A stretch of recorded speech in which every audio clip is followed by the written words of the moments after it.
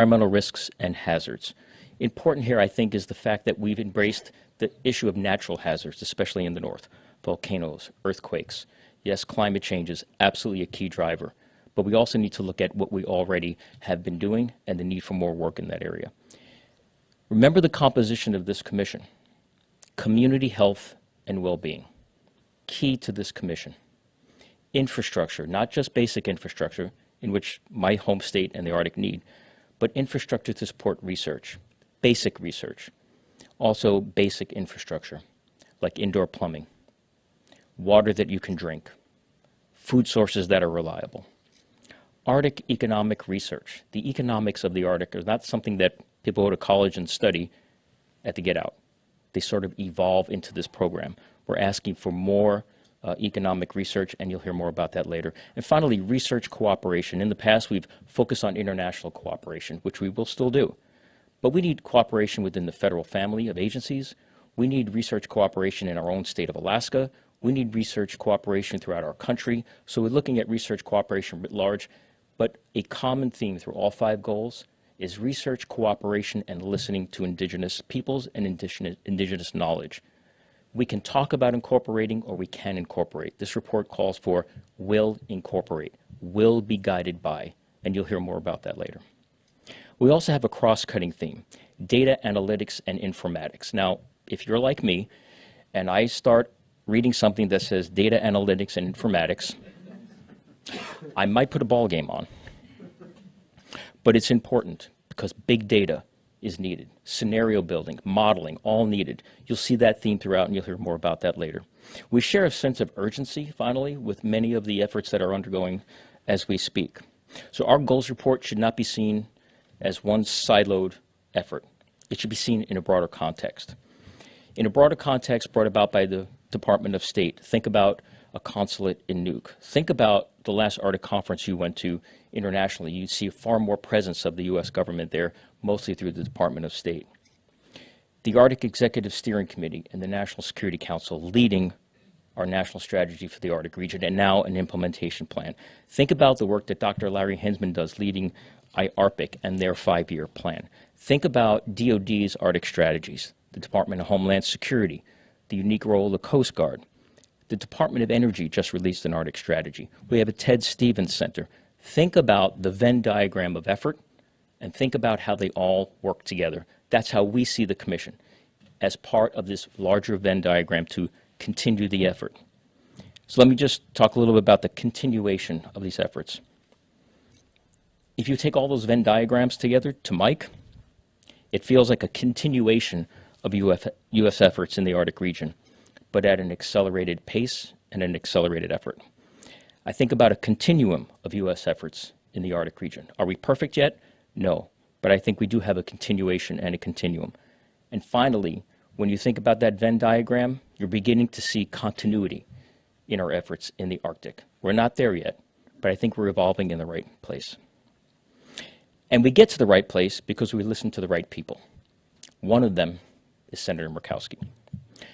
Last year, at a committee meeting, a commission meeting, she beamed in from Washington, D.C. I forget what hour, but as you know, I'm not sure the senator runs by a clock. She's always available to us. And she challenged this commission. And Senator, I went back and looked at the transcripts. And frankly, they frightened me. Because you said wonderful things, but boy, did you challenge us. I think we've gone a long way to meet your challenge. Here's what you said to us. And sometimes directly to me, which is the part that made me feel. I think, this is a quote, I think good policy can come from good research because it builds reliable and authentic knowledge. Mike, I'm looking at you as the leader of the commission, and I would really challenge you. Then she spoke to all of the commissioners. Take this commission to another level. And I extend the challenge to all of who are serving on the commission. Build on the foundation that Meade Treadwell and Fran Ulmer, now we all know Meade Treadwell and Fran Ulmer, those are big shoes, and that's a big leadership leap. But she challenged us to build on the foundation that both of them have established, along with all those commissioners that came before you. She also said, Alaskans understand the balance that we have to strike. The North and Alaska are not about one thing. We're about a lot of things at the same time. We're about economic development and environmental conservation. We're about native cultures and traditions, defense, sustainability, and so much more. Every one of these areas has a basic and applied research component.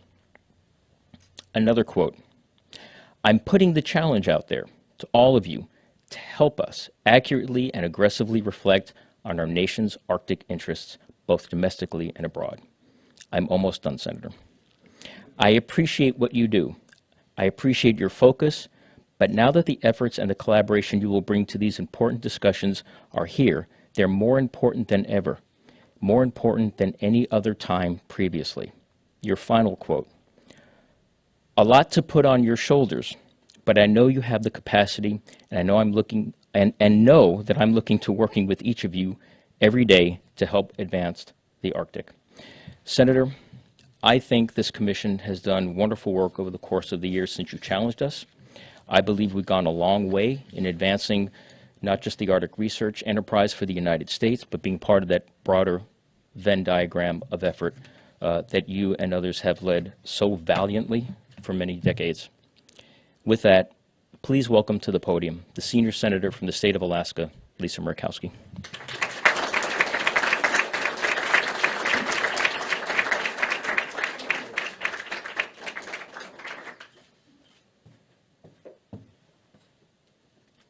Well, Mike, thank you.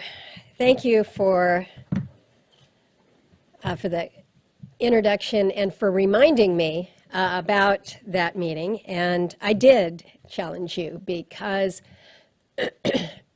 you're comfortable in issuing challenges when you know that those that you're speaking to have the capacity to rise to that, to make that happen. And I'm pleased to be able to stand with you today to share with those who are here and those who are listening online, to share this rollout of the goals and objectives for the Arctic Research Commission. It is something that I care about. It's something that I want others to care about. And so the fact that you're sharing a few minutes and later on this afternoon when the commissioners will present, that you're giving this commitment. So thank you. I am just super excited. Really, really feel very encouraged with the nomination this week, the announcement of the first ever nominee to be the United States at-large Arctic ambassador. This is a big job for a key moment, and Mike, there's a lot of folks out there that have Arctic credentials, but I am proud to stand with you. I'm proud to support you. I'm hoping that I'll be able to certainly introduce you before the Foreign Relations Committee when your nomination is taken forward, and to try to move this as quickly as possible. Sometimes when ambassadors are named, there's a little bit of on-the-job training that goes on. There is no necessary training when it comes to Mike Sfraga and an understanding, an in-depth understanding of all things Arctic. And so I'm looking forward with great enthusiasm to when you will be able to wear that hat. But I think about the hat and the role that you have played as chair of the commission here. And truly, thank you and not only your commissioners, but the entire team for where we are today. When you look around the room in terms of who's here, who's listening, I asked yesterday when I met with the commissioners, well, who's going to be there? What's our audience? And it really is. It's all Arctic. It's Ambassador Green, and as Mike has pointed out your leadership, your enthusiasm with the Polar Institute. Dr. Pincus, you, with Mike, have turned the Wilson Center into the preeminent Arctic think tanks. And it's a little bit challenging to actually get into this building sometime. And I know I'm not the only one that has been confounded by the doors, but it really has become this Arctic public square. You just have to figure out how you access the public square. But once you get in, I mean, this is where the conversations are happening and have been happening. And so really putting this on the map is something that we talked about some years ago. And now to really be able to call it the preeminent Arctic think tank, I hope you all take great pride in that. Ambassador Balton, Dr. Hinsman, Dr. Ulvestad, Dr. Kreik, Derek Chollet is going to be beaming in by video, but representing the administration, which pleases me to know that increasingly and truly the emphasis that is being placed on the far north is really ramping up. It's really starting to happen on multiple levels. And so that is key to the success out there. But when it comes to this report, I think so much of the credit and the thanks really does go to the 7 members of the U.S. Arctic Research Commission. And Mike, you had called out 5 Alaskans, 3 Native women, great representation, great Arctic expertise in each of you. But it shows up in the report. You see that in the report. So I truly commend each of you for the work that you have done, your contributions to it. And you're always kind of a little embarrassed when you listen to the words that you said a year ago or so, and it's like, okay. But I did. I challenged this commission because you're capable of so much, but we need so much to come from this kind of research. We need you. And I challenged you, I challenged the commission to be more visible, to be more engaged, to make sure that more people find out about the good work that goes on. And you're doing exactly that. I had not appreciated or realized, but apparently there has been no public rollout of an Arctic Research Commission report prior to this time, even though this is a commission that has been stood up now since the mid-'80s. And yet this is the first time that there's been kind of the big public push. Why? Not necessarily because we have more to report than we ever have before, although we do have more to report than we ever have before, but because we need to be able to share with an interested country and an interested world what we're doing in this space. People want to know. Where's the source? Where do we go? Well, let's start. Let's start with this. I shared with everybody yesterday. I read through the full report. Believe it or not, I actually get a lot of reports that are delivered to me, and I could pretend and tell you that I read all of them. I do not. Sometimes I just flip through and look at the pictures, look at the table of contents, move to the executive summary. But I read the report, and there is so much that I like. There's so much overlap, certainly with the priorities that I have. But the timely policy drivers and the research priorities, the goals that have been outlined are well formed. From the environmental risks and the hazards to communities, the well-being of the people of the North, the economics, the infrastructure. I particularly like the fact that in addition to recommendations, you give us a progress update. You let us know, how are we doing?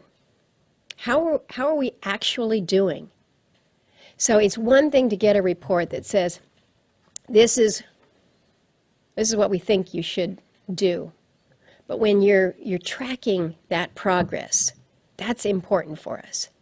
There are some areas that particularly touched me, the emphasis on maternal health, the additional emphasis on indigenous knowledge and how we incorporate that into our scientific research. I think there's some big ideas and recommendations, particularly that we should be considering in how we are expanding our international agreements.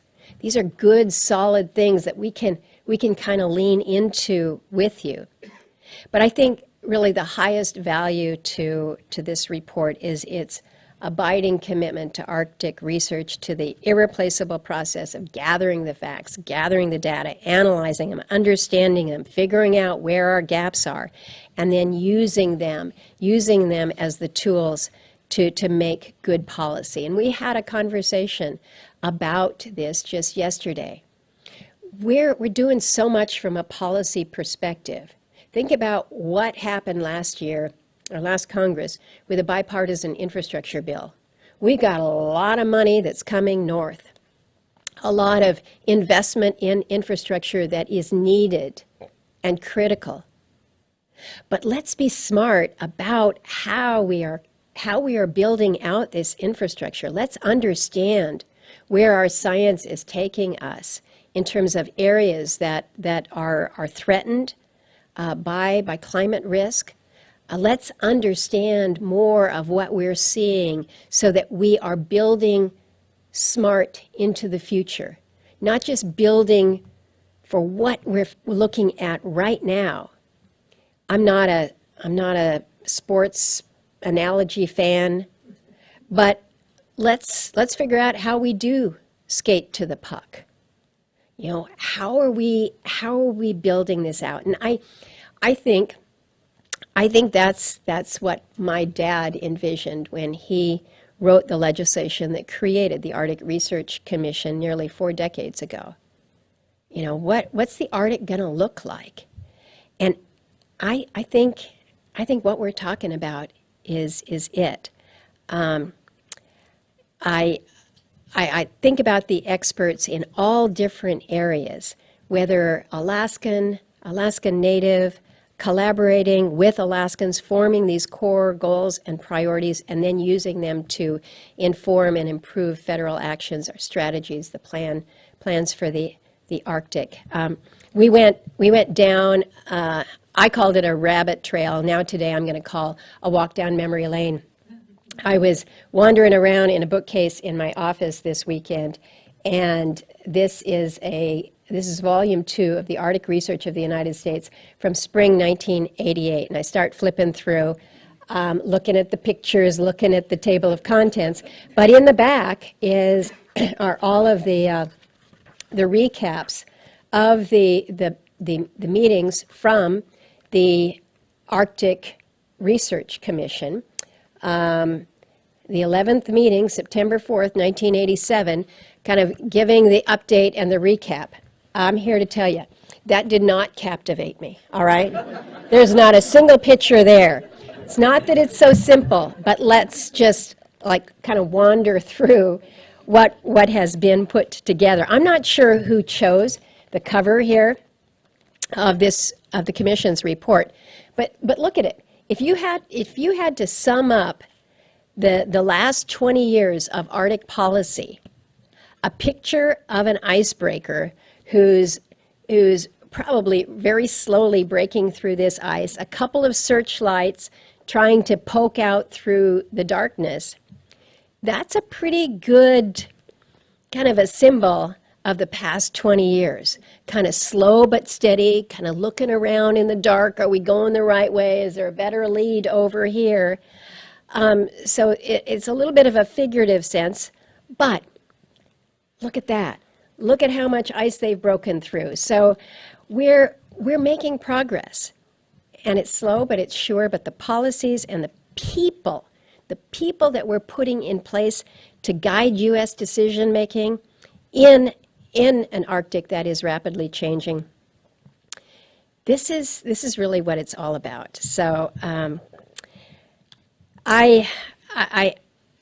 I'm excited about where the Commission is. I'm excited about the focus on the Arctic. I know it's been hard in this past year to really key in on some of the Arctic policies when the largest Arctic nation abandons its responsibilities, launches a catastrophic war that's almost a full year now. But now Russia is effectively an international pariah, all but shutting down, and I shouldn't say all but shutting down structures like the Arctic Council, because we do know that the working groups have been working. But we all know it has been a challenge at so many different levels. But still, even in the midst and the face of all of that, we're moving forward. Just a quick little laundry list, because you got to do it, because it does actually make me smile. A few of the things that we have done to really step more aggressively into our role as an Arctic nation.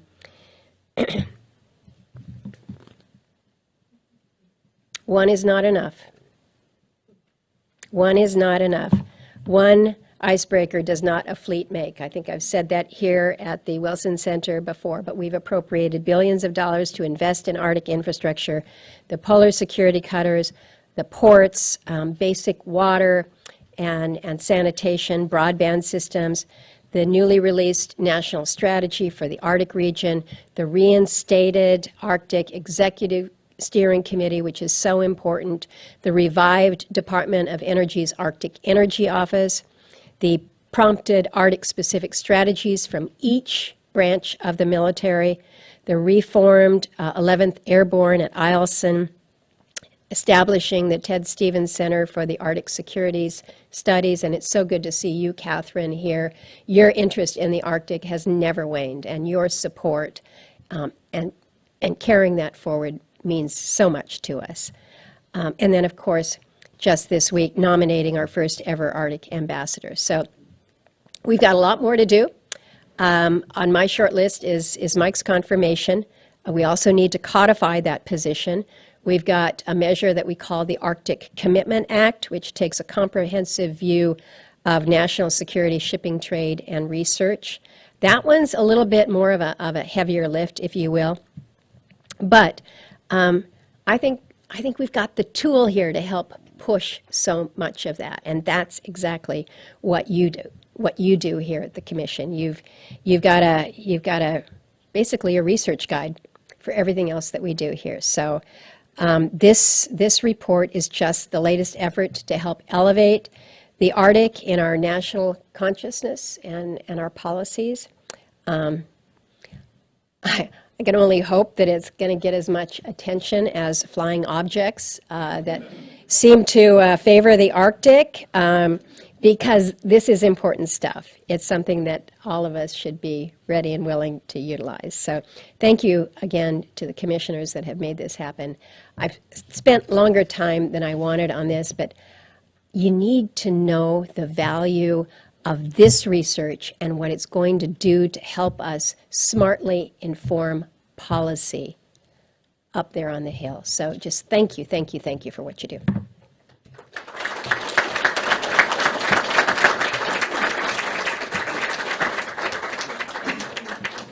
Okay, you want me to sit in the middle, or where do you want me? I want wherever you'd like to. Okay. In the middle is fine. All right, I'll sit right here. We looked at the org chart. You get to sit wherever you'd like.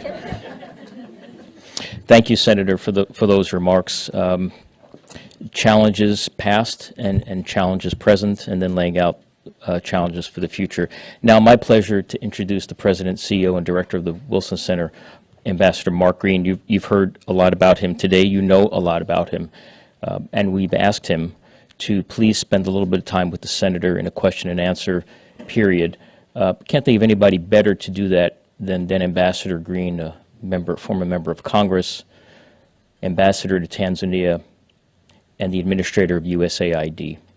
If you understand the world in the way in which Mark understands the world, the Arctic fits well into your thinking, but you would also be very smart to get some guidance from Mark about the way in which the world should be. Mark, thank you again for your support. Please welcome to the stage Ambassador Mark Green.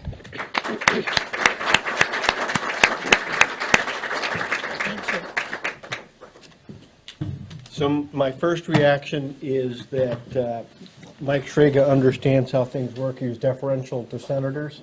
That will serve you well as you go through the confirmation process, so be very careful with that. Welcome, and thank you for joining us, and thank you for your leadership. We don't have much time, but I wanted to touch upon a few issues. So you made reference to it. Nothing's going on in Alaska. We've got balloons. We've got Russian warplanes. On a serious level, maybe in a positive way, it reminds us a little bit of the significance of Alaska in our national defenses. You know, we tend not to pay attention until we have to. We had to this week. But talk a little bit about the role that Alaska plays in national security. Well, we are at the front lines. I mean, we really are. We're at the front lines of matters that should get the attention of the rest of the country. And I was a little flip in my observation about the balloons, but the reality is that the threats that we're watching very, very carefully, where are they? It's Russia, it's China, let's not forget North Korea. So if you want to send a message to the United States about Russia's ability to put aircraft up in the air, we see that. And we respond appropriately and in kind, and do so in a decisive way because of what we have placed there in Alaska, whether it is more fifth-generation fighters than anywhere else in the country, whether it's our long-range discrimination radar, ground-based missile defense, all of the assets that we have out on the Aleutian. We are the eyes and the ears. We are protecting that front line. People don't think about it. And Ambassador, you're absolutely right. Until something actually happens. Well, our role is to try to keep that something from happening, whether it is unidentified flying things or whether it's Russians that are going to kind of come in and show us the underside of their aircraft, whether it is naval ships, Russian and China in formation. You pointed out the one icebreaker. As we know, Russia has nuclear-powered icebreakers, so they have long seen the importance of this, and we have to respond. We have to respond, and our ability to respond in an area that is harsh, that is big, that there's a lot of room, there's a lot of ocean out there. Think about the responsibilities of the Coast Guard in really being able to cover an area that most people have no comprehension of the size, much less the size of the mainland itself. So much of this is a little bit of an education. You don't want the education to be when you're sitting in a classified briefing, and I have members who will say, well, I don't understand if this object came down on the ice, why can't they just go out there and get it? And you have to kind of walk them through the fact that it is 50 below up there right now. You have ground blizzard going on. You can't keep aircraft out there for more than a few hours. You can't keep human beings out there for much longer. Somebody actually suggested, well, that if it drops, if we shoot it out of the sky, surely it just goes through the ice and we've lost it. Well, we've got some pretty serious ice up there. So these are not kind of the education opportunities that you want to have, but that's actually what's going on right now. No, I believe it. Well, and you touched upon this a bit, but it's been a pretty remarkable year for U.S. Arctic policy. You made reference to the administration releasing a new national strategy for the Arctic region, reestablishing the Arctic Executive Steering Committee. You championed, as we've referenced, the Ted Stevens Center. The State Department has reopened a consulate in Greenland.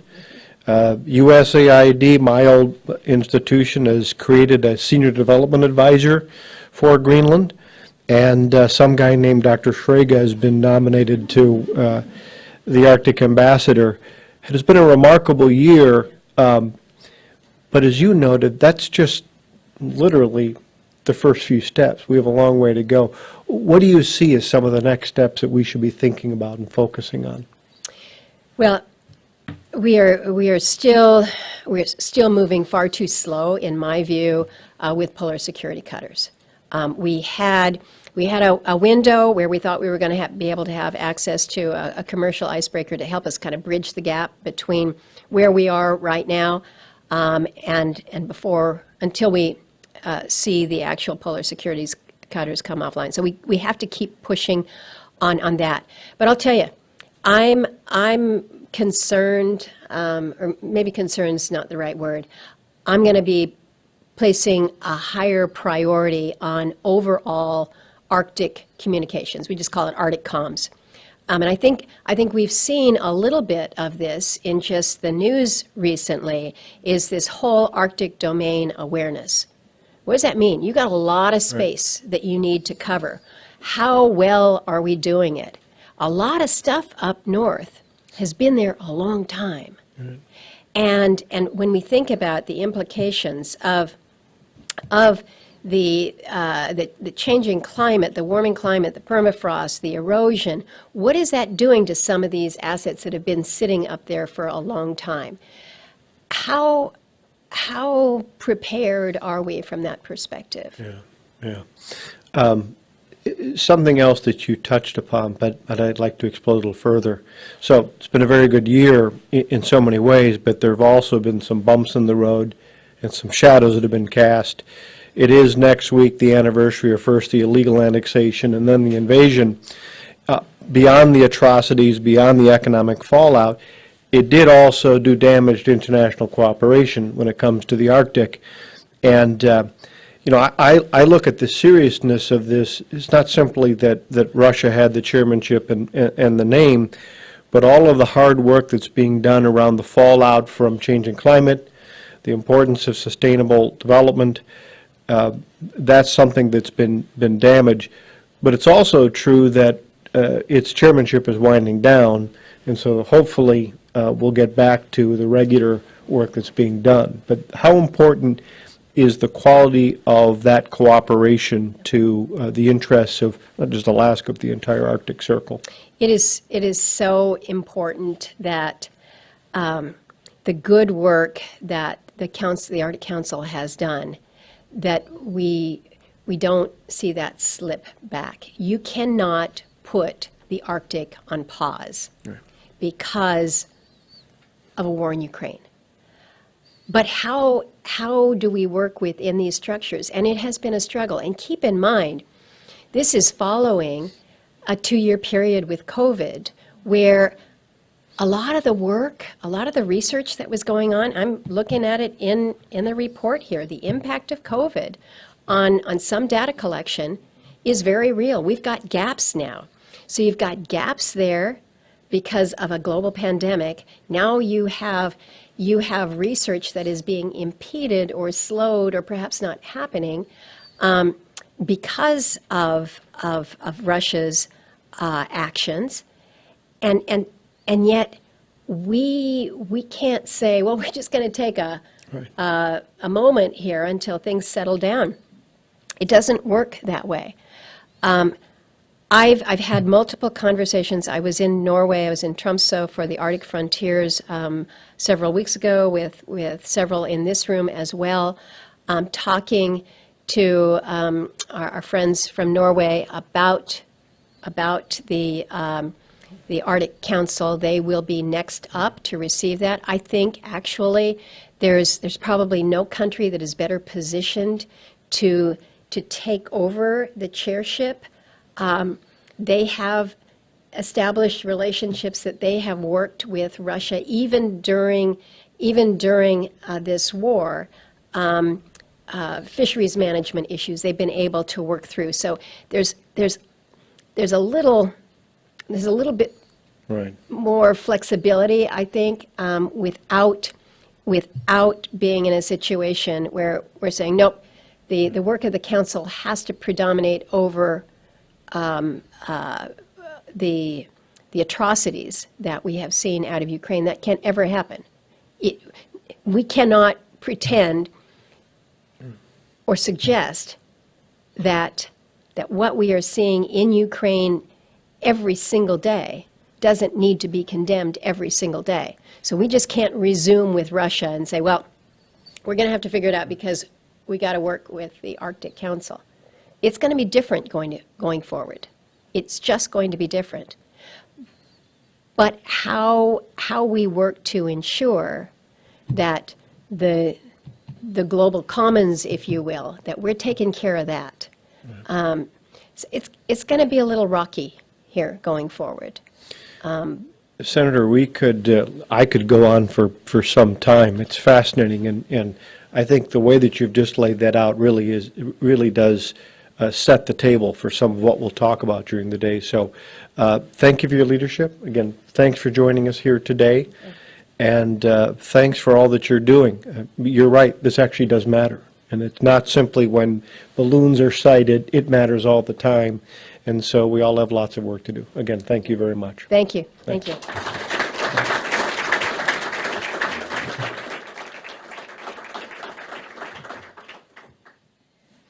Now you get to the real meat of the report.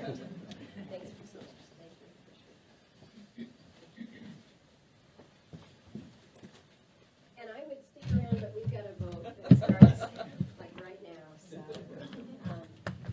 apologize. Thank you. Thank you so much, Senator Murkowski. Thank you, Ambassador Green. I am pleased to introduce our next segment, our next speaker, who is joining us with a pre-recorded video. We have Counselor Derek Chollet. Derek Chollet is Counselor of the U.S. Department of State, where he serves as the rank of Undersecretary as a Senior Policy Advisor to the Secretary of State on a wide range of issues and conducts special diplomatic assignments as directed by the Secretary.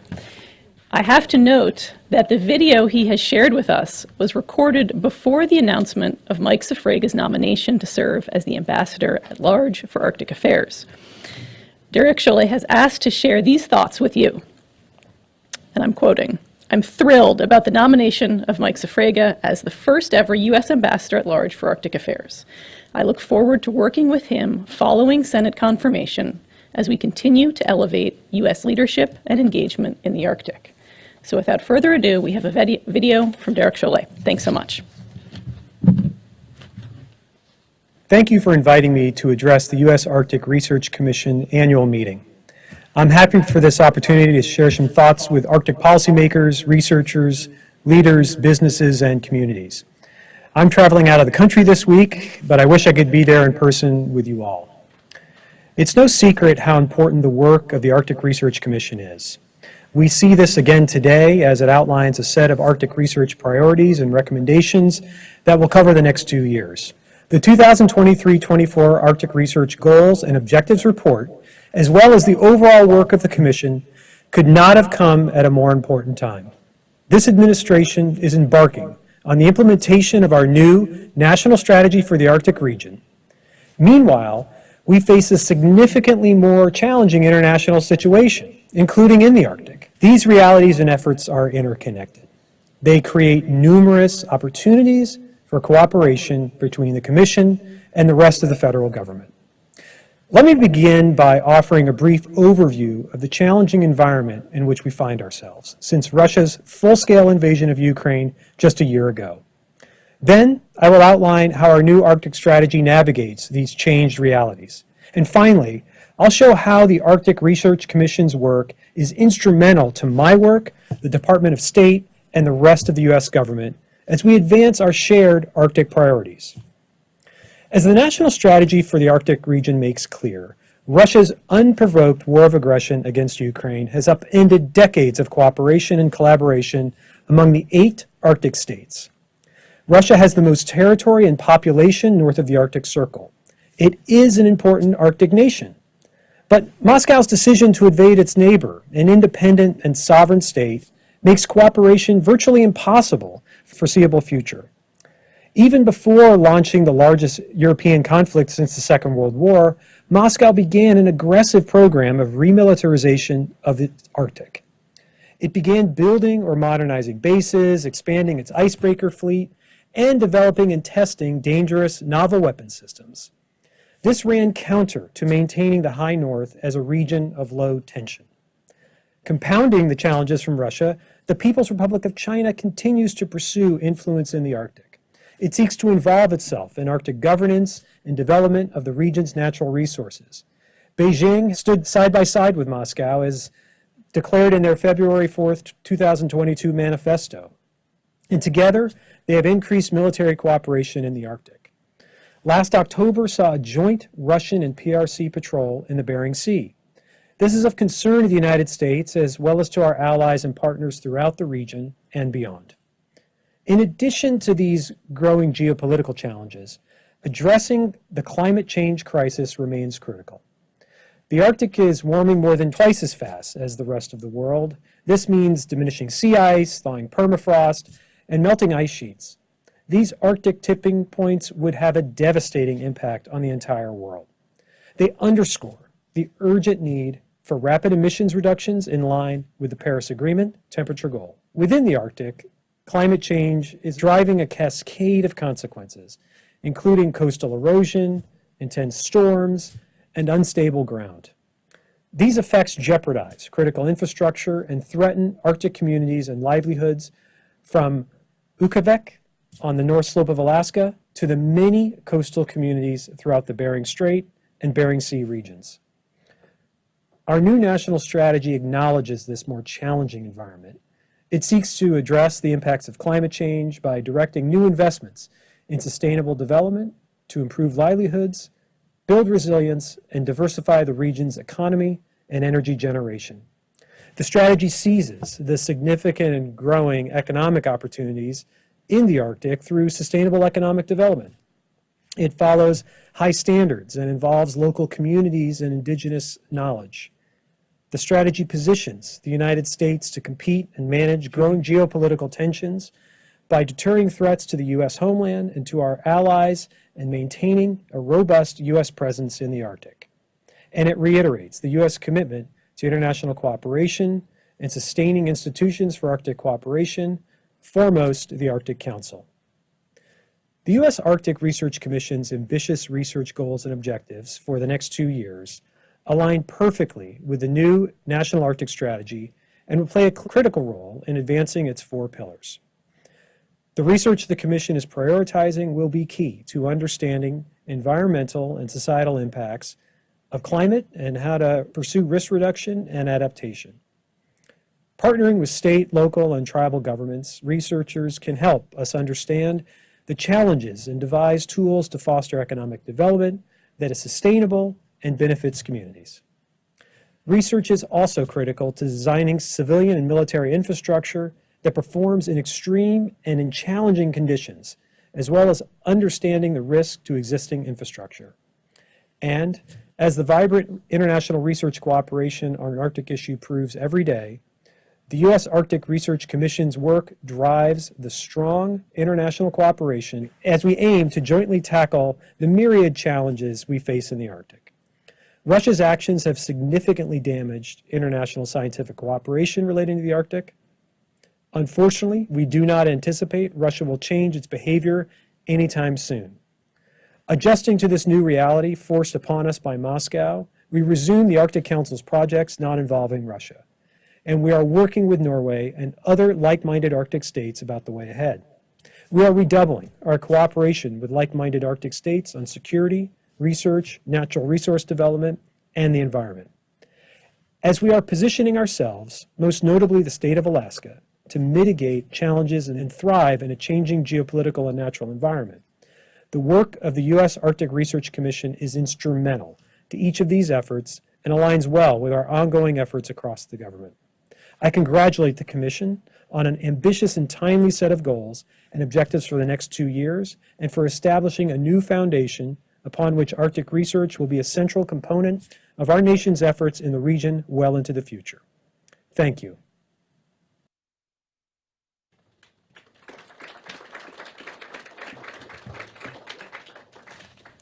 It's now my pleasure to welcome Ambassador David Baldwin to the floor. Ambassador Baldwin is the Executive Director of the Arctic Executive Steering Committee within the Office of Science and Technology Policy in the White House. I'll note he also served previously as a Senior Fellow with the Wilson Center's Polar Institute. Ambassador Baldwin.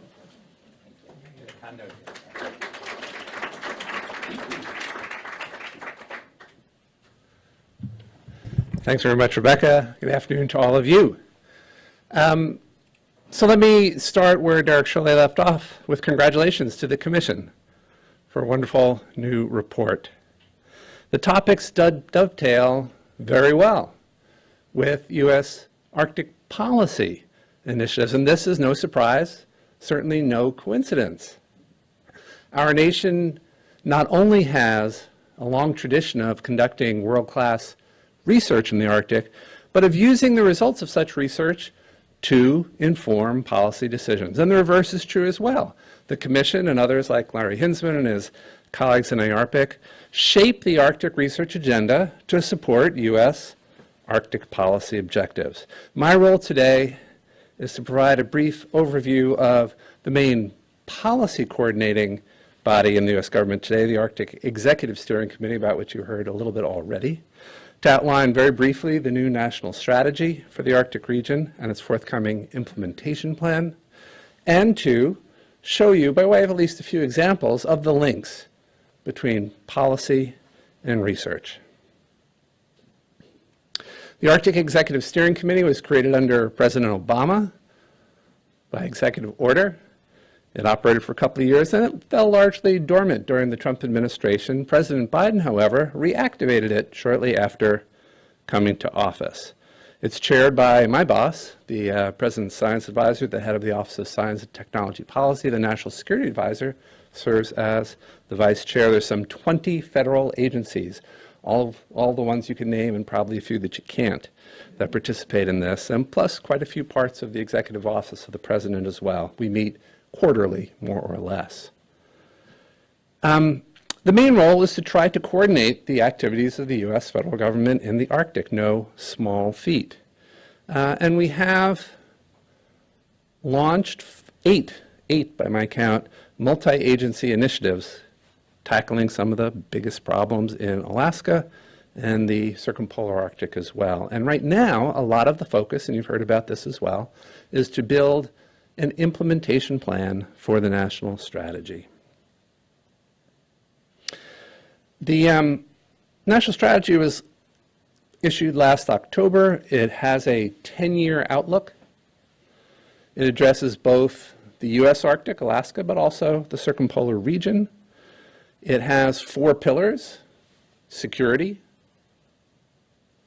climate change and environmental protection, sustainable economic development, international cooperation and governance.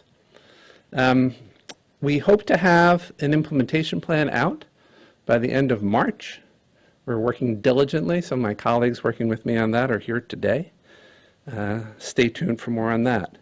But now, just to give you a few examples of the key intersections between the new goals report and the national strategy. The first goal, Mike Strager ran through all 5 of them, but just to review, deals with environmental risks and hazards. Probably the closest intersections are in this space, at least from where I sit. The national strategy calls on our nation, working with the state of Alaska and Alaska communities, to build resilience in the face of climate change and to reduce greenhouse gas emissions in the Arctic. Take a look at the first set of recommendations in the new goals report. Just to pull out a little bit of the verbiage: expand, improve, and better coordinate Arctic monitoring of greenhouse gases, carbon dioxide and methane in particular, right? The second goal, dealing with community health and well-being, well, the national strategy commits us to improving, for example, healthcare services in communities. Doing so will require more research. The goals report calls for just that sort of research, including on one thing not properly known. Well, there's a lot we don't know, but perhaps not the subject of enough attention before, understanding the health threats stemming from emissions of permafrost thaw. Goal 3 deals with infrastructure. Well, the national strategy has a lot to say about the infrastructure that is needed not only in Alaska, but beyond Alaska in the Arctic. We need to expand ports and airfields. We need to extend the reach of broadband, for example. Some of the infrastructure will improve economic activity. Some of it will help resilience in the face of climate change. Some will improve national security. In all cases, and Senator Murkowski made this point when she was speaking right here a few minutes ago, the choices we make as a nation on improving our architecture in the infrastructure and the architecture will rely on many forms of research, just the sorts of research that the goals report calls for in Goal 3. Goal 4 deals with Arctic economics. Well, Pillar 3 of the national strategy is all about improving the economic circumstances in Alaska and beyond. Some of that, of course, relates to infrastructure that I was just discussing. But to take another example, the national strategy recognizes that our nation needs more secure sources of critical minerals. On the other hand, the mining of minerals in Alaska or elsewhere has legitimate environmental and social consequences that are not fully understood. We need research to make good choices in this space. The goals report outlines this as well. And finally, Goal 5 deals with research cooperation. Well, as Dirk Chalet pointed out, the international space in which research in the Arctic is unfolding has shifted over the last year. It is very hard to do collaborative research with Russia or Russian institutions currently. We need to figure out in a new way how to push forward with international research cooperation. Well, the goals report gives us some ideas for how to do this better. And to take one example near and dear to my heart, we have an Arctic fisheries agreement enter into force in 2021. We need to build a joint program of scientific research and monitoring. The goals report, sure enough, calls upon us to do just that. Bravo. Those are just a few examples. I could have gone on for a lot longer on that, but let me turn the floor over to the next speaker. Thank you very much, Rebecca.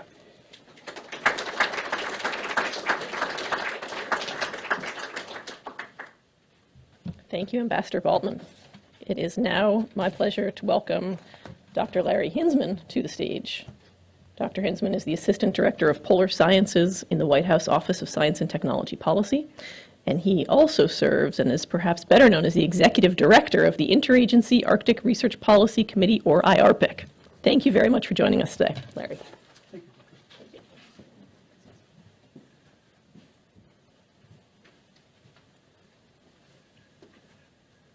Well, thank you all. Thank you, Dr. Vickers. It's such an honor for me to be here today. This is a gathering of the Arctic All-Stars, and I'm just so privileged to be here. So, Chair Shrega, Commissioners, thank you all. It's indeed a great pleasure to. I've been working in Arctic research since 1981, and so I remember when the Arctic Research and Policy Act was debated and acted upon, created, and I remember when the first Arctic Research Commission was formed and when the goals reports started coming out. I used those reports and still do, and these goals reports are incredibly important to the research community.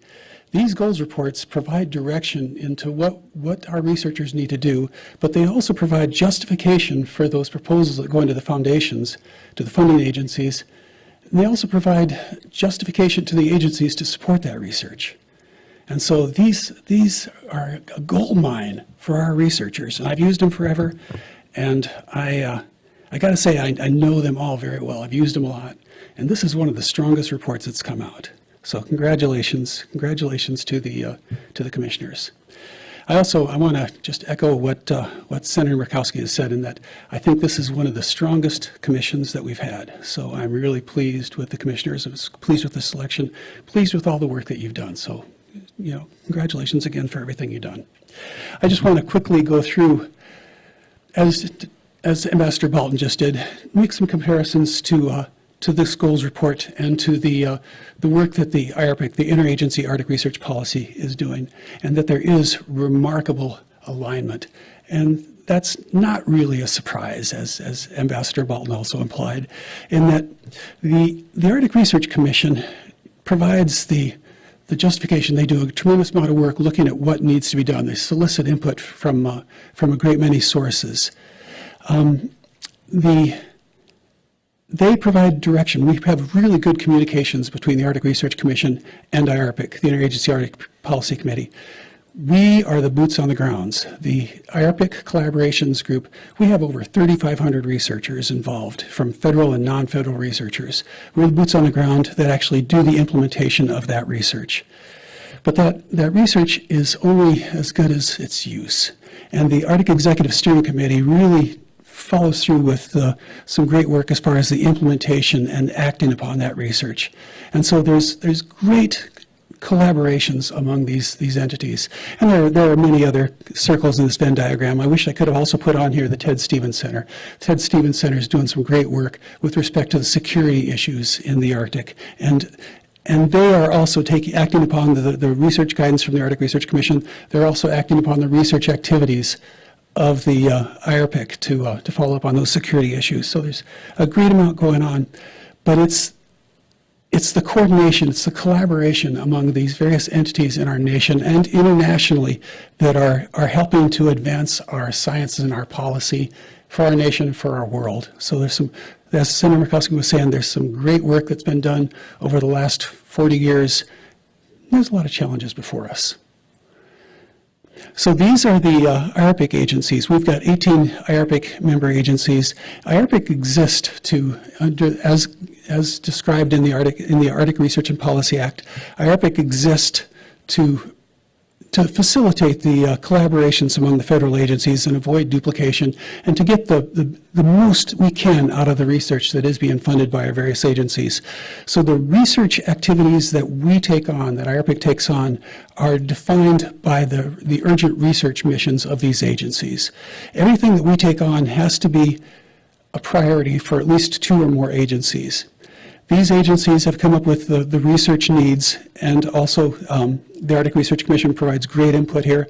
These agencies define what we need to do, and then the IARPC collaborations teams act upon those activities, those suggestions to implement that. So in November of 2021, IARPC published the next 5-year Arctic Research Plan, and so that is available online. It's also, there's copies out here. And just this last November, we published the implementation plan, and I will acknowledge the great input from Nikush Carlo. She helped us tremendously throughout this effort, so thank you very much, Nikush, for that. And many of you in the room also helped. We had great input. So it was a great collaborative effort all the way across. So I'm going to back up a little bit with respect to I'll start with the policy drivers. And so if you note, there are 4 policy drivers that really set the tone for the stage on this. And these 4 policy drivers, I actually want to acknowledge the input from Simon Stevenson. These policy drivers have been really the U.S. Arctic policy for the past 40, 50 years. It's been very, very consistent. The Arctic global systems, that's just emerged in the last 20 years or so like that, but we've had a very consistent policy with respect to the Arctic. We also have 4 priority areas, and those priority areas are where the emphasis of the research is going now. And so those are community resilience and health, Arctic system interactions, sustainable economies and livelihoods, and risk management and hazard mitigation. And if you are looking at the goals report and you see the obvious alignment, that's as Ambassador Bolton said, it's not a coincidence. We've had good communications, we've had good direction. Also, amongst this Arctic Research Plan, we have 5 foundational activities, and these foundational activities are characteristic or classic research needs that permeate every bit of the research that we're doing. So they include data management, education and training. I'm sorry, I don't have my glasses, my right glasses. But also participatory research and indigenous leadership and research, and technical technology and innovation. So all of those cross everything we do, and just each of those foundational activities have connections and leads throughout the priority areas that we're implementing. So now I'm going to talk a little bit about some of the interconnections that we have between our Arctic Research Plan, between the implementation plan, and the new goals report. And so in the Arctic Research Plan, we had 4 goals, as I just mentioned those. Following up in development of the implementation plan, we defined 21 objectives. Those were defined by our federal agencies, what they needed to be done. And from those objectives, we defined 90 deliverables. Those are 90 products that will be created, will be established, will be released within their 2-year period. So those are the activities that we're producing now. And those, if you scan the QR code there, you can access both of those reports, or you can gain them online. But those activities, again, are collaborations among federal researchers and non-federal researchers, including in the international Arctic research community. We have great engagement from the Europeans and the Asian research community, and so it's, as several people have already noted, the current war in Ukraine is creating conflicts for our research community, but we are moving forward, and we will still produce these activities. It is a little bit harder for us now, but we're still going to produce these products. So these are the 3 overarching similarities between our activities, the Arctic Research Plan, and the goals report. And they include the research motivations, Arctic system interactions, and the Arctic Research Plan foundational activities. Those are all strongly emphasized within the goals report, and we do have obvious connections there and obvious interests where they connect. So I'm going to go through these a little bit in detail, just to look at some of the important characteristics. So for PA2, Priority Area 2, Arctic System Interactions, that has been an area where the Arctic Research Commission has been interested for 40 years. Those are the areas where how the climate system is driving the Arctic, how the ecosystem responds to evolves with the climate, and how that reverberates, how those changes in the ecosystem, changes in the environment reverberate, affect the global system. And that's where the IARPC has done a tremendous amount of work since its inception. So we have really good understanding of the climate dynamics, its effect on the Arctic, and how that impacts the rest of the global systems. PA3 is sustainable economies and livelihoods, and we overlap very nicely there with the recommendation in the goals report as far as mapping and modeling current assets for resilience planning. PA4 is risk management and hazard mitigation, and again, that great connection to the goal 1. And also the connection is very well aligned with the research for infrastructure planning and the multi-risk assessments of environmental hazards. The U.S. Arctic Research Commission's Goal 2, Community Health and Well-being, aligns very well, very, very well with our community resilience and health, particularly in workforce development and recruitment and retention, and also with the Arctic system interactions and the impacts of the changing systems, natural systems, that we'll have on on humans. And it's not just natural systems; it's just the rapid change and globalization in the Arctic that's ongoing. The third goal of infrastructure aligns again very, very nicely with our PA1, with the community resilience and health, and the particular emphases on water and sanitation, and again with Arctic system interactions, with the impacts of the changing natural systems that will have on the humans, and then again with the third priority area of sustainable economies and livelihoods, and again mapping and modeling of current assets for resilience planning, and also then again with risk management and hazard mitigation, working with the community stakeholders on assessments. And then the fourth goal, Arctic economies, again that is important as far as the Arctic system interactions, looking at the changing natural systems on humans, but also our third priority area, which is almost perfect alignment with sustainable economies and livelihoods, researching the linkages between socioeconomic infrastructure and Arctic economies. And the final thing I want to emphasize is just the strong call for Goal 5 with respect to research coordination, research collaborations. That is what IARPC is all about. we emphasize, we live to create those collaborations across federal agencies, and also to building those connections with the non-federal researchers and with the international communities. So that's where I think we have the greatest capabilities. That's where our strengths lie. That's where our passion is.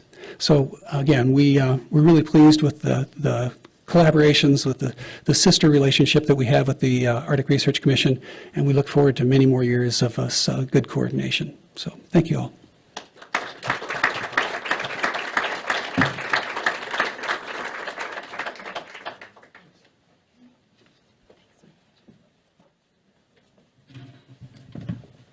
I'm a little bit shorter than Dr. Hinsman, so I'm going to bring the microphone back down.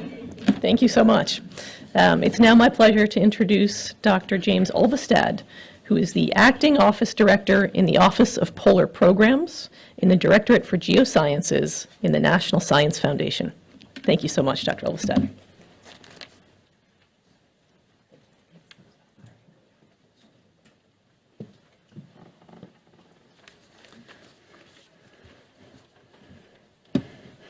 Thanks, Rebecca. It's an honor to address the commissioners. I'll say I'm a little nervous talking in front of the Arctic superstars. I've been in my new job. I'm starting the third week tomorrow. So you have a long history of doing research, of living and working in the indigenous communities. So I want to congratulate all of you on bringing this report and these goals as far forward as you have. So I'm here representing the NSF director, Setharaman Pachanathan. We are in the midst of a two-day meeting of our governing organization, the National Science Board, and that's something that he can't get out of because they get the keys to the car if you're not careful. So he needs to be watchful.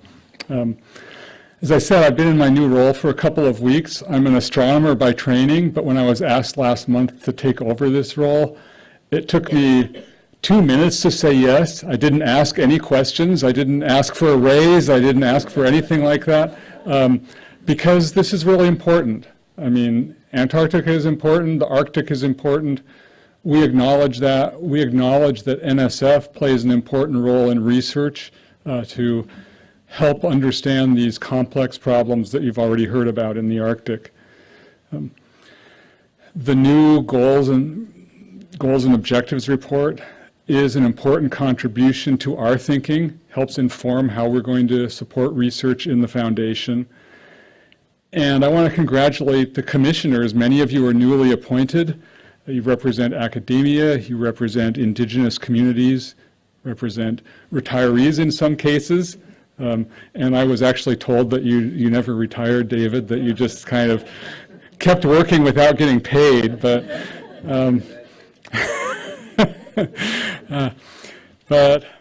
I think, the expertise and the broad expertise that the commissioners have brought to bear in this report really shows in the many aspects of the report that others have addressed. So I wanted to talk a little bit about NSF's role here. In the IARPIC 5-year report that Larry just talked about, our NSF director actually is the chair of the IARPIC, and in his introductory remarks in the report, he said, and I'll read a quote here, "The Arctic continues to change rapidly, creating complex, dynamic, and multidisciplinary research questions. The changes in the Arctic have global consequences and profoundly impact Arctic communities who are an integral part of the Arctic environment." And I want to emphasize his point there about the Arctic communities being an integral part of the environment. You see that very clearly in the USARC report, okay, in the emphasis on the goals, the emphasis on economics, emphasis on sustainability. And in NSF, we see that as being a very important part of our role, is to support that research that deals with these connections between the physical infrastructure, the physical nature of the climate, and the impact on the Arctic communities. Excuse me. So we do appreciate the fact that the research that's talked about in the report focuses on risk reduction, sustainability, mitigation, as I mentioned, economics. The goals and objectives are important to us. So I'll mention in NSF, we have, in our Office of Polar Programs, we have an Arctic Social Science program. It's the only social science program in NSF that doesn't reside in our Social, Behavioral, and Economic Sciences Directorate. And you say, well, why is that? And why isn't that everywhere in NSF? Or why aren't we living in this Social Science Directorate? And the answer is that Arctic research is very different because it's research on a region. It's not research on an individual academic discipline. And we need to treat it as such. We need to treat it as interdisciplinary. So we need to treat the Arctic holistically. There are over 4 million inhabitants in the Arctic. And so this is a really important aspect of it. In NSF, we try to address this through a mechanism that we call convergent science. So convergent science, we have a program called Navigating the New Arctic. It's a cross-directorate program. And it includes, among other things, we stood up an NNA community office, and Commissioner Carlo is involved with that community office. So convergent science is basically a solution-oriented science. It's aimed at looking at real-world issues that need attention, not just pointy-headed intellectuals who are doing something very important, which will result in improvements in our society in 20 or 30 years, but it's really informed by solutions that are needed in the real world today. And that's how we bring our social sciences research in to sort of work together with the natural sciences research. We think that's been a success for us so far.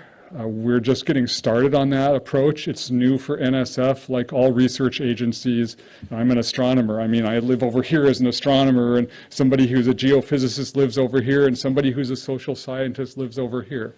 So we're trying to break down those barriers, and that's particularly important in the Arctic. So I want to mention that along with the Social Sciences Directorate and our Polar Programs Directorate, we put a lot of effort into Arctic research in other areas of NSF, and I want to particularly call out the biological sciences, the ocean and atmospheric sciences in our own Geosciences Directorate. And I know that an important aspect of the USARC report was on data management.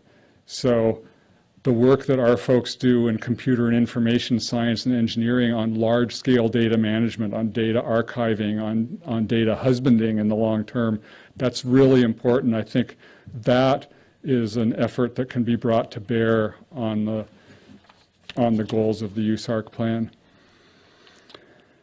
So I wanted to finish off just by talking a little bit about funding. One thing that was mentioned, I believe, in the goals and objectives report is that the NDAA for 2023 basically tells the Office of Management and Budget, you need to do a census of all the funding that the U.S. government is putting into Arctic research. Okay, we've got these plans. We've got a report that has 90 deliverables, I think you said, Larry. So we need to understand better than we do today, what resources do we really have to bring to bear to make progress on those 90 deliverables.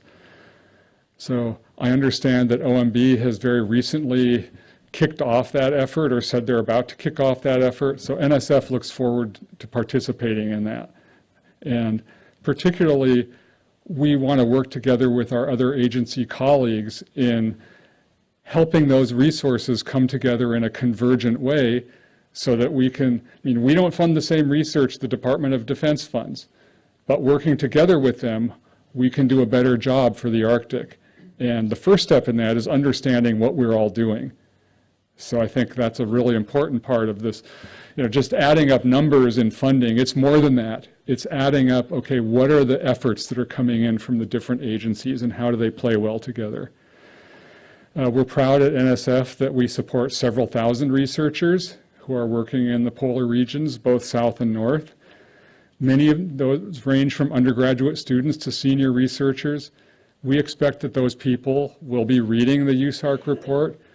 We hope and expect that they will be inspired by that report. They'll be motivated for their research. That will result in knowledge and innovation that benefits us all. So I want to thank you for the opportunity to close out my second week in my new job, talking to you all here. I want to congratulate Ambassador Designee Frege, and may you have only 2 weeks until your confirmation. And Rebecca, I'll turn it back to you. Thank you.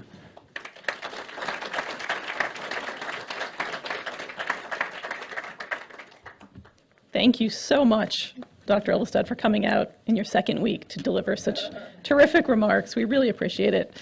It is now my pleasure to welcome Dr. Kelly Chris to the stage. Dr. Chris is the Deputy Assistant Secretary for International Fisheries at the National Oceanic and Atmospheric Administration, NOAA. Thanks so much.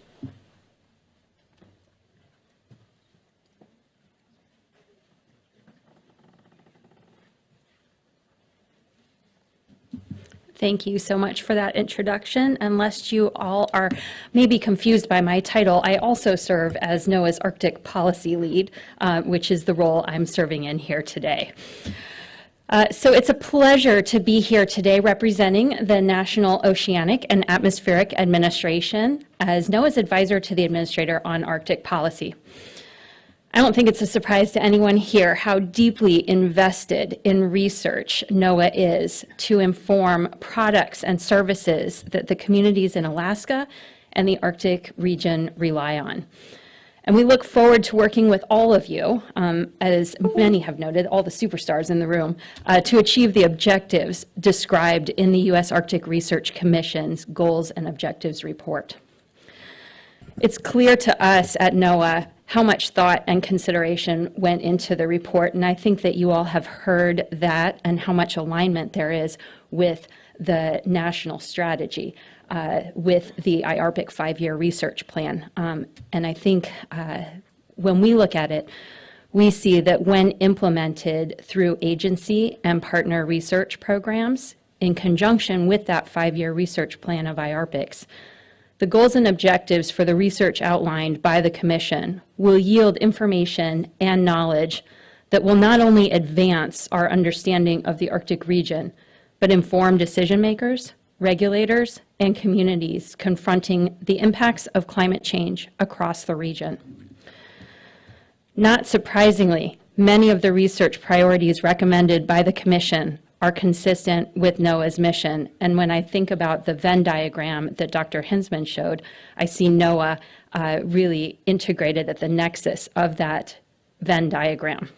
Some of our missions include monitoring and observing changes in the Earth system, predicting and tracking extreme weather events like the ones that the region experienced this year with Superstorm Merbok, mapping the ocean floor and charting hazards, abiding by our international obligations to monitor and research the marine ecosystem and fish populations in the Central Arctic Ocean and adjacent shelf seas.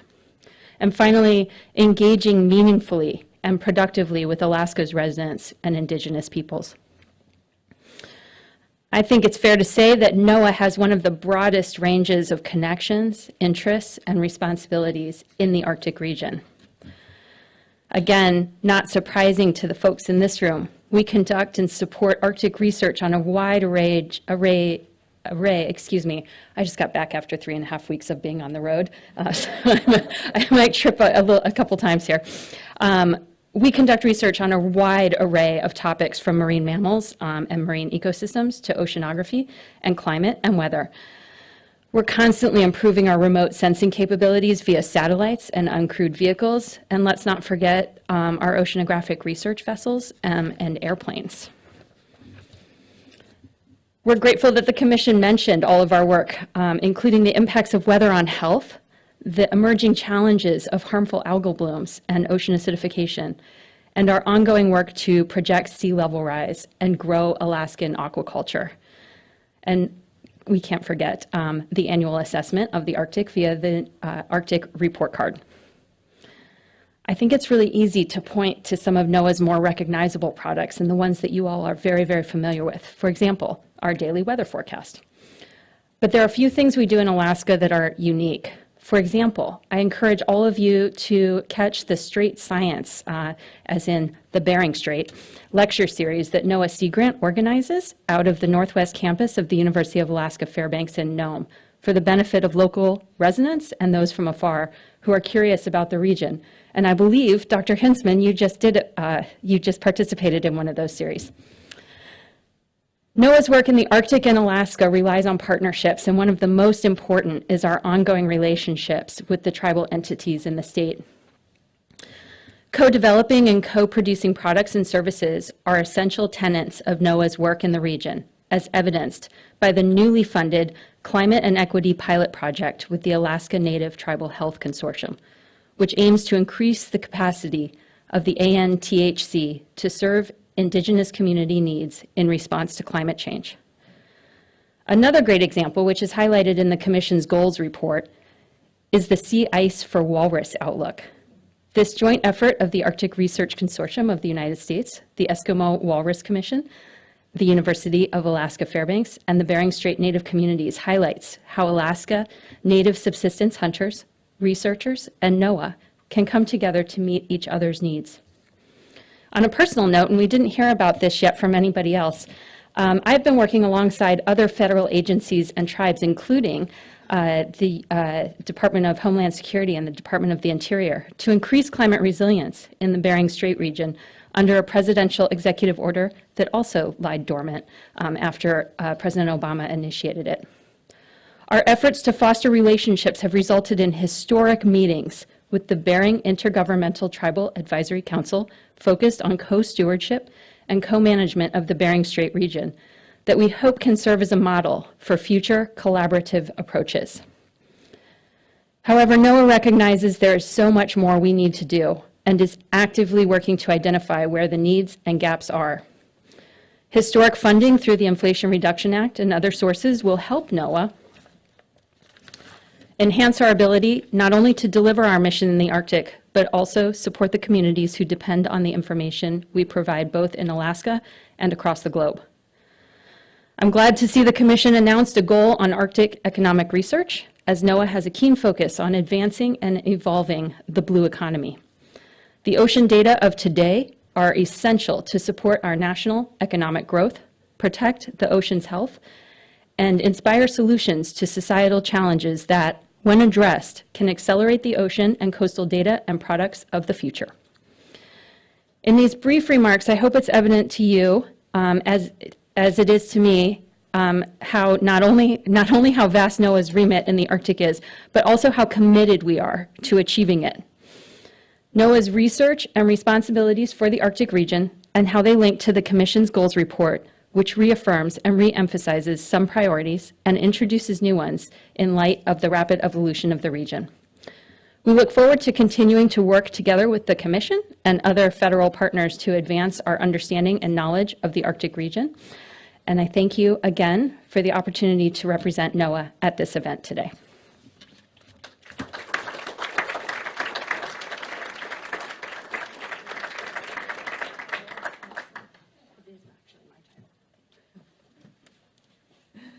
Thank you, Dr. Chris, and thank you to all of our speakers for providing such a broad array of senior level perspectives. This has been a real treat.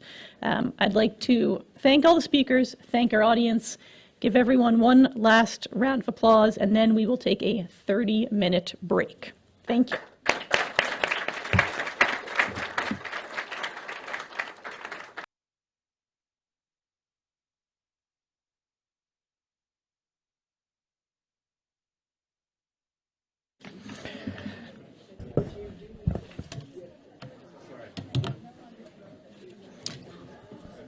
Welcome back, everyone. I'll just give another 30 seconds or so for others to file in.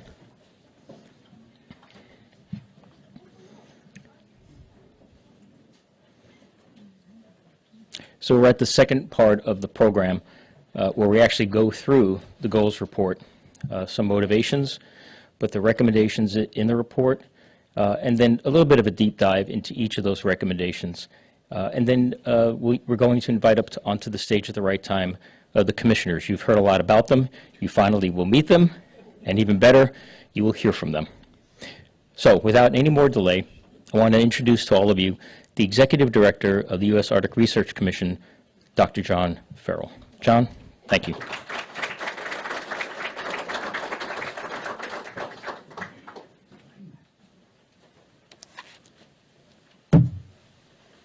Thank you, Mike. And I have some slides coming up, please.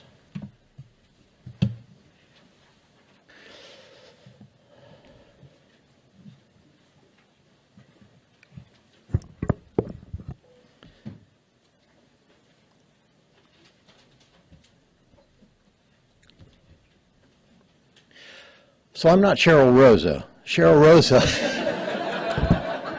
I try to be.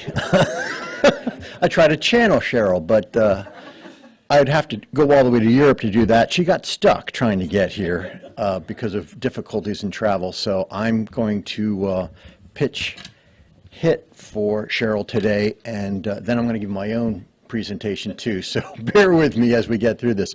But it's a real pleasure, first of all, to see all of you. It's nice to be together. It's nice that we're in this great Polar Institute here. It's wonderful, and we're just very pleased to be able to present and share with you some of the work that the Commission has done here. And so I'm going to try to go further into some of the details here. Interestingly, I'm going to skip some of this stuff because when ambassadors and senators do your work for you and say what your recommendations are, it's kind of, I don't need to repeat that as a staff member. It's already been done. But we'll try to add some interesting detail to some of what's been talked about, get to some granular recommendations that you'll hear about, and hopefully give you a deeper dive and a little bit more flavor into the report. So Cheryl was going to talk about the first three goals, environmental risks and hazards, community health and well-being, and infrastructure. You've heard about this, so I'm going to go off this a little bit. One of the motivations for this is that the risks from, and I'll start with the first one, the risks and hazards. There's huge social and economic consequences from these. And a lot of these risks and hazards are exacerbated by climate change. For example, you have landslides, you have slumps. Well, there are more of those now because the permafrost underneath them is thawing, leading to more of these. They're threatening highways, they're threatening pipelines. And so it's not just volcanoes and earthquakes. Mike pointed that out, but it's other things that are exacerbated by climate change. And when we used to get up here, we used to say that the Arctic is warming twice as fast as the global average. I'm sad to say that it's now 3 to 4 times faster than the global average. And it's not just temperature. The Arctic is acidifying at up to 4 times the global average. So there's a lot of things that are happening faster, more severe in the Arctic region. And so, the knowledge from the research in advance of disasters will really be valuable to us to reduce vulnerability and help prevent or lessen the effects. So that's why we're calling for research on environmental risks and hazards. Here's a picture from Hurricane ex-typhoon Murkowski. So this is coastal Alaska. I actually contacted the woman who took this picture, says, can we put this in our goals report? She says, please do. And I want you to see what this looks like. Oftentimes here, the ocean will be frozen and you won't have water coming inshore. But when the sea ice is not there and the floods come, it's flooded. So as I've mentioned, there's huge economic and social consequences. We hope to lessen the effects. As was already mentioned by Larry Hinsman, one of the things the Commission is recommending is to really monitor from oil and gas facilities, for example, the emissions of carbon dioxide and methane. But also, as Ambassador Bolton mentioned, the importance of measuring this is to differentiate it from natural fluxes of methane and carbon dioxide from the thawing permafrost. If we're really going to get at sources and sinks, we really have to know where they are.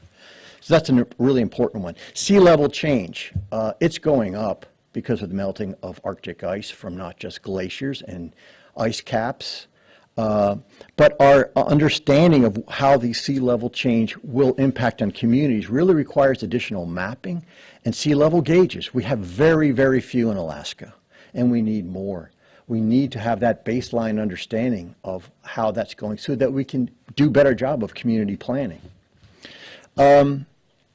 I talked about mapping a little bit. Permafrost thaw. So again, permafrost is the frozen ground. It's thawing tremendously in areas. It's leading to all kinds of challenges, not just for coastal communities, but a lot for the oil and gas infrastructure.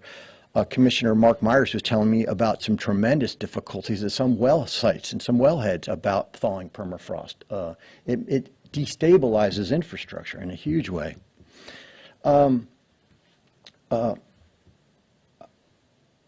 Yeah, I talked about that. Yeah, mapping. Another thing that we really want to do, well, Ambassador Bolton already talked about the wildlife disease monitoring. That's a very important thing. Things are actually coming out of the ground. Anthrax that's been frozen for a long time.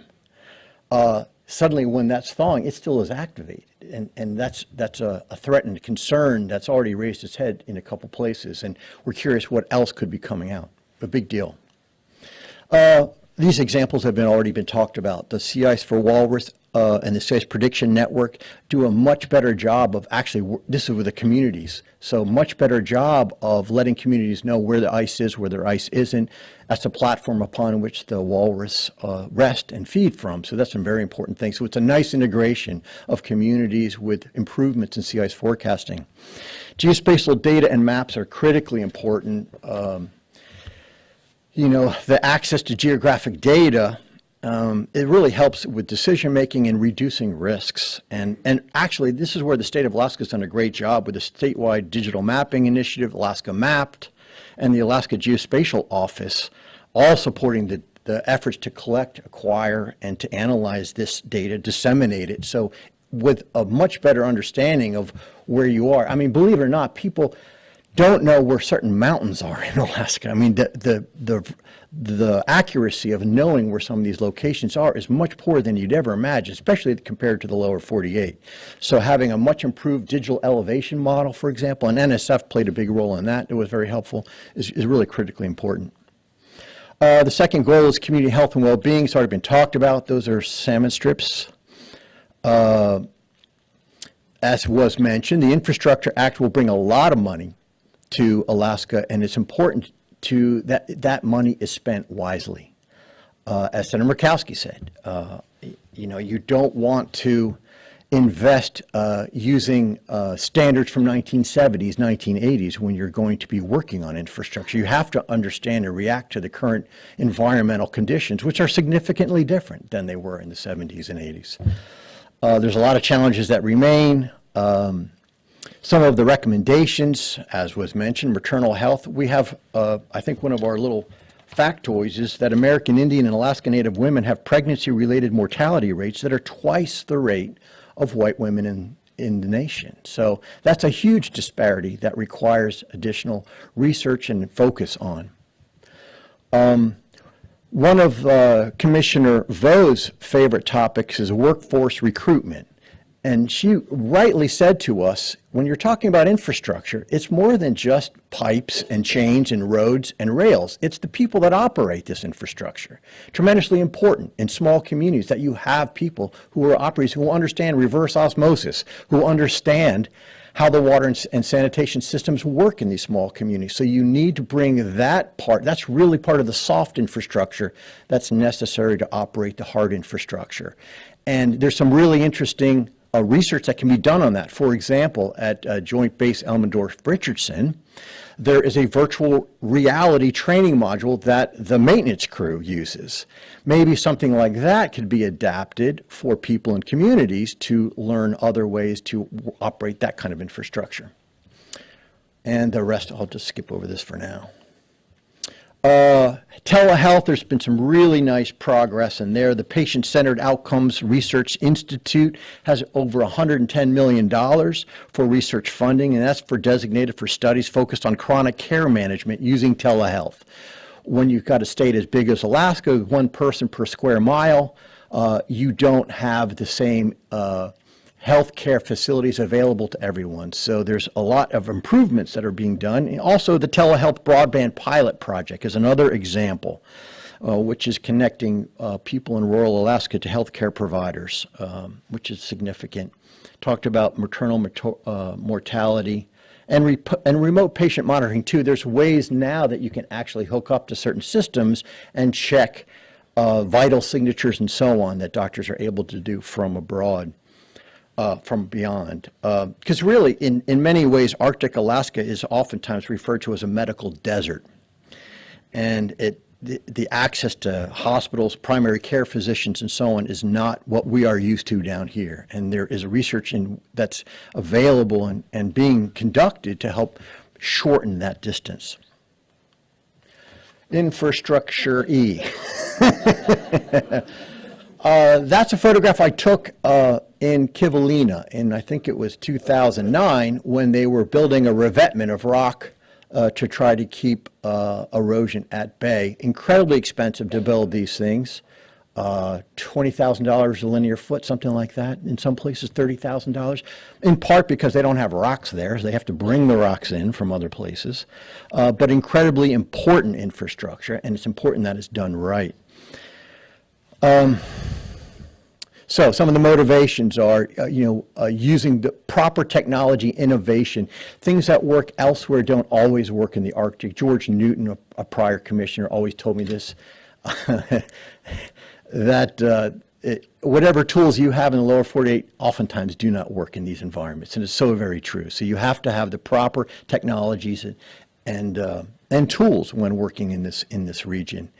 We're looking to increase efficiencies and economies of scale, as people like Liz Carvalho can tell you from all her challenges that she faces in Northwest Arctic Borough. And we mentioned a little bit about the human infrastructure. So some of our recommendations in infrastructure is to work closely with communities and local organizations when we're conducting our research to identify mechanisms, create, adapt, and maintain technology that really supports this infrastructure. We're also trying, as Dave Walton has said, this whole of government approach. Too often we come in with one agency or another agency, and we really need to do this together. The Department of Defense has had some real interesting concerns about this, and they are working feverishly to try to, as Commissioner Richter Mengi has emphasized to us, to develop plans to address installation resilience and environmental risks and threats to assets and infrastructure. Thule Air Base is a good example of that. So we've got some other ones on that. Also, I mean, when talking about infrastructure, as Mike Sofraga mentioned, it's also research infrastructure. NSF has a big deal ahead of itself in terms of the Summit Station in Greenland. That's a big infrastructure tool. And I'd be remiss if I didn't mention icebreakers as infrastructure that can be used for multiple purposes, not just traditional DHS missions, but also in support of science and, again, in a whole of government approach. Aviation Research is a great center at University of Alaska Fairbanks. I always like to call out ACUSI. It's Alaska Center for UAS something or other, but they fly drones. They fly drones up there, and they've done some great work. They get a lot of funding for this, and it's one of our nation's premier places. They have great test ranges to fly in, so a lot of good work is done there. I mentioned the virtual reality training. Adaptive engineering is something that we'll talk about further with Commissioner Richter Mengi, and the capacity building too. So now I will invite to the stage three commissioners: Commissioner Richter Mengi, Nakush Carlo, and Deborah Vo, please.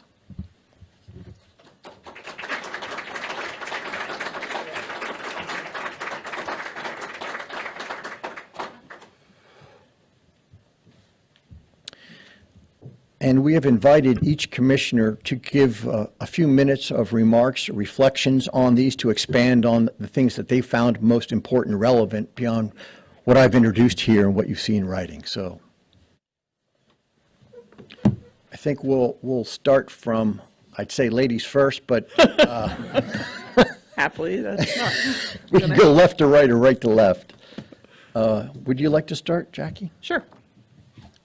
Is this on? Can you hear? Yeah, great. Okay, well, I'm very pleased to be here today. I am super pleased to see this in publication. I have to tell you, as has been said before, there's a lot of iterations that have gone on to make this report. And it's just exciting to see it in print. It's beautiful. I think, is Ellen here? It's beautiful. And I've seen your work before, and this lives right up to it. But this is also packed with an incredible amount of information. And like Larry Hinsman had said, my career was in research. I spent a lot of time reading these reports to get guidance and using them in my proposals to say this is why you should be funding me. So I hope you all will take a read through it. It's actually quite accessible relative to many other dense reports that you might see. And like I said, there's a lot of pretty pictures. I also want to say how much of a privilege it has been for me to participate in the process of making this report and frankly being a commissioner. The commission and the staff at U.S. Arctic Research Commission are just amazing. There's a lot of knowledge. It's a small commission, but there's a lot of diversity of opinion. So there's some, has been alluded to, some great conversations. And I'm here to tell you, even as a mature person, you can learn a lot from these conversations. And I really feel enlightened by the conversations that I've had for my colleagues. So it's a real pleasure. So let me do my job here and talk to the first goal, which is environmental risks and hazards. I want to back up a little bit, and it's a point that John made speaking about George Newton, and that is the fact that even without the warming that we're seeing in the Arctic environment, the Arctic is a unique, a beautiful, and super challenging environment to live and work in. So you already have a landscape that at the time that the commission was actually established, we weren't even thinking about climate change. We were just generally thinking about how this unique environment causes us to have to adapt the tools and capabilities that we have. But put on to that this accelerated rapid warming that we're seeing in the Arctic, and it shouldn't be a surprise to anybody that in this icy environment, when you begin to warm it, you begin to have some major problems. And that is one of the reasons why you see this as our first goal. It's not just randomly placed here. It's really a foundation of many of the concerns that you'll see throughout the report. I myself spent a career documenting the changing Arctic region. And I can tell you over my 35-year career, it's profound. You don't many times in your life see climatic changes happen on the matter on a scale where you can live your life and say, this is a different environment. I started in the 80s. It is not the same environment that it is today. And I'm not alone in being an eyewitness to that. If you ask anybody who lives or works in the Arctic, they will have similar changes to talk about or a similar thing. I am also thrilled by the fact, and you'll see this in not only this goal but other goals, is there is an increased awareness and sensitivity to the fact that the changing environment has significant socio and economic impacts on the people who live and work there. That to me I think is a really important part of this report. As I've mentioned, this sort of goal with regard to, I think it's been usually called Arctic observations, has been in the report previously. But when we sat down to do this particular goal, we wanted to acknowledge the fact that Mark will talk about the paucity of data, but we have really had a good history now with some baseline data. We've got an increased knowledge. We don't want to discourage the fact that we need to maintain this baseline data sets and also expand on them. But we want to be letting people understand that we have a knowledge base now that allows us to support research that's really looking at assessing and mitigating the impacts. So that's a change that you'll see from in the motivation of this report is really a shift from just observing to applying that knowledge to reduce risks and hazards. And that is a research area, learning how to apply these data in order to do that. So it does fall under the research purview. We also talk about the fact that geological hazards, oftentimes when we think about the change in the Arctic, we think things on a climatic scale, which they're fast, but they're not super fast. But these geological hazards can cause a catastrophic change in a very short amount of time. And we want to bring that to light too. Those hazards have been named, but they're changing in their frequency, their severity, and where they're located. And we're talking about things like landslides due to thawing permafrost, loss of coastline suddenly, pathogens. So things, again, it's been a nice day today because a lot is repeated, but I don't know, having grown up, I like repetition. So that we wanted to highlight that as well. And one final thought is, when you often talk about observations, you think of air, ice, ocean, and land, but we want to point out that we're talking about also the flora and fauna that are supported by this particular environment. So I see things that are the same in this particular goal, but I also see an evolution of change in this particular goal with this emphasis in its application and concern for how the environmental change that we're seeing is affecting the communities on a local, a regional, national, and global scale. And I want to point out one thing that hasn't been talked about too much. We have a centerfold. It's not that kind of centerfold, but we are trying to draw attention to the fact, we want to convey the importance of the Arctic and the fact that things that are happening in the Arctic just don't stay in the Arctic. And so we are working here to get news out about how changes in the Arctic are affecting communities on a variety of scale. And these are just examples. We could come with more, but anyways, thanks for the opportunity. Well, thank you, Jackie. And now Commissioner Carlo, please. Hello, good afternoon.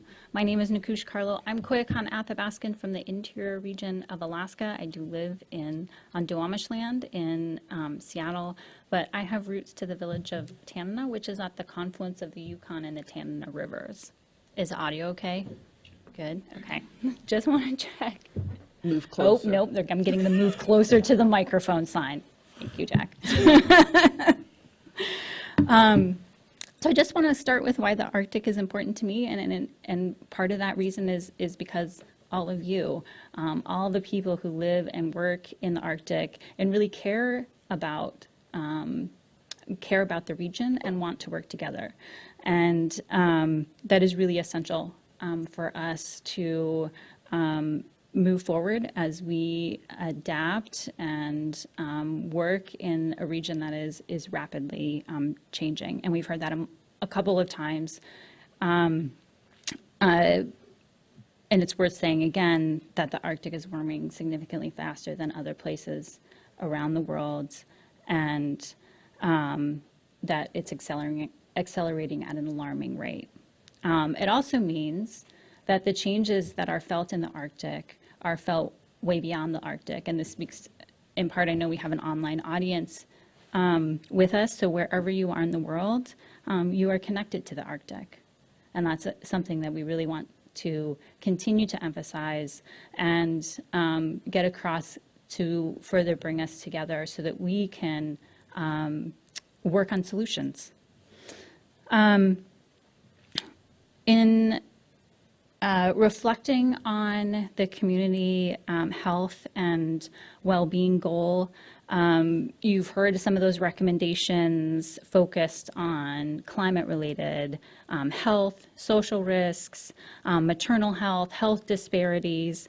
It also includes research regarding restoration, use, and stability for Arctic indigenous languages. Critically important, and also a recommendation to improve indigenous participation and leadership in research. And I want to spend some time there talking about that specifically, because we know that we need to work together.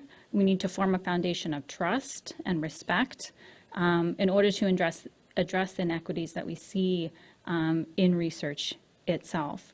And one of those things is really valuing indigenous knowledge and indigenous wisdom to bring that information forward and uplift it in order to find practical solutions to the challenges that the Arctic is facing. So including traditional indigenous knowledge, including indigenous language, including co-production approaches, supporting indigenous-led research is going to absolutely be necessary for us to move forward in the future. So how do we get there? So I'm going to share with you a framing. I've been talking about this a lot. It's called, I call it an Arctic 180. And at the core of this is taking a 180-degree flip in point of view and in action. So in other terms, flip the script. So drive a change that drastically alters the outcome. Give you an example. So what if we stop designing streets for cars and instead focus on design to keep pedestrians and bicyclists safe? This has happened. Tokyo, Stockholm, they've flipped the script. They've looked at things from a different point of view. So another example, what if instead of tribes responding to dozens, many tens of dozens of different funding opportunities, what if tribes shared their strategic plans and priorities, and the federal agencies and federal governments and other funding partners figured out how to get that done? So what if federal agencies who hold research funds for tribes or fund things, priorities that are important, but what if the tribes and indigenous organizations held abundant funds so they could issue those RFPs? So they could say, here's our priorities. We now want the research community to respond. You work on the design of that research project. You come out with outcomes and priorities that are very relevant, essentially relevant to those who are on the ground facing the most drastic and urgent changes that we have seen on our planet today. So this 180-degree flip in point of view has been successful in Canada. There's an Inuit IQP program that enables research in Inuit Nunat, by Inuit, for Inuit. It has support from ArcticNet, but it's the only Inuit-led and governed and directed research program in the world. And in 2022, they had $1.8 million to issue an award to research that met their priorities. So that's just one example of an Arctic 180. And my challenge is to all of you who work in this space is to consider where you can flip the script. Where can you look at things a little bit differently? Where can you drastically change outcomes? So I will stop there. Thank you. Thank you. And finally, Commissioner Vo, please. I'm going to look back there to make sure you can hear me with a thumbs up. Can you hear me? Well, I'll take that as a yes. Good afternoon. My name is Deborah Vo. I'm Yupik Eskimo, born and raised on the Lower Yukon River in St. Mary's, Alaska. And I like to do the hand map, of Alaska, because a lot of people don't know where St. Mary's is. So I live and work on Dena'ina land in Anchorage. St. Mary's is, here's the Aleutian chain. St. Mary's is up here on the Lower Yukon River. We're about 100 miles from the Bering Sea inland. That's where I was born and raised, the youngest of 10 children. So I'm very pleased to be here this afternoon. As a commissioner, I am honored every day to be amongst such scientific intellectuals. Sometimes I'm like, gee, I should have paid more attention in Sister Lucy's class, get to study that periodic table more. But anyways, I've been asked to talk about infrastructure. And John, you mentioned kind of my passion over the years working in rural Alaska for Alaska tribes has been workforce development.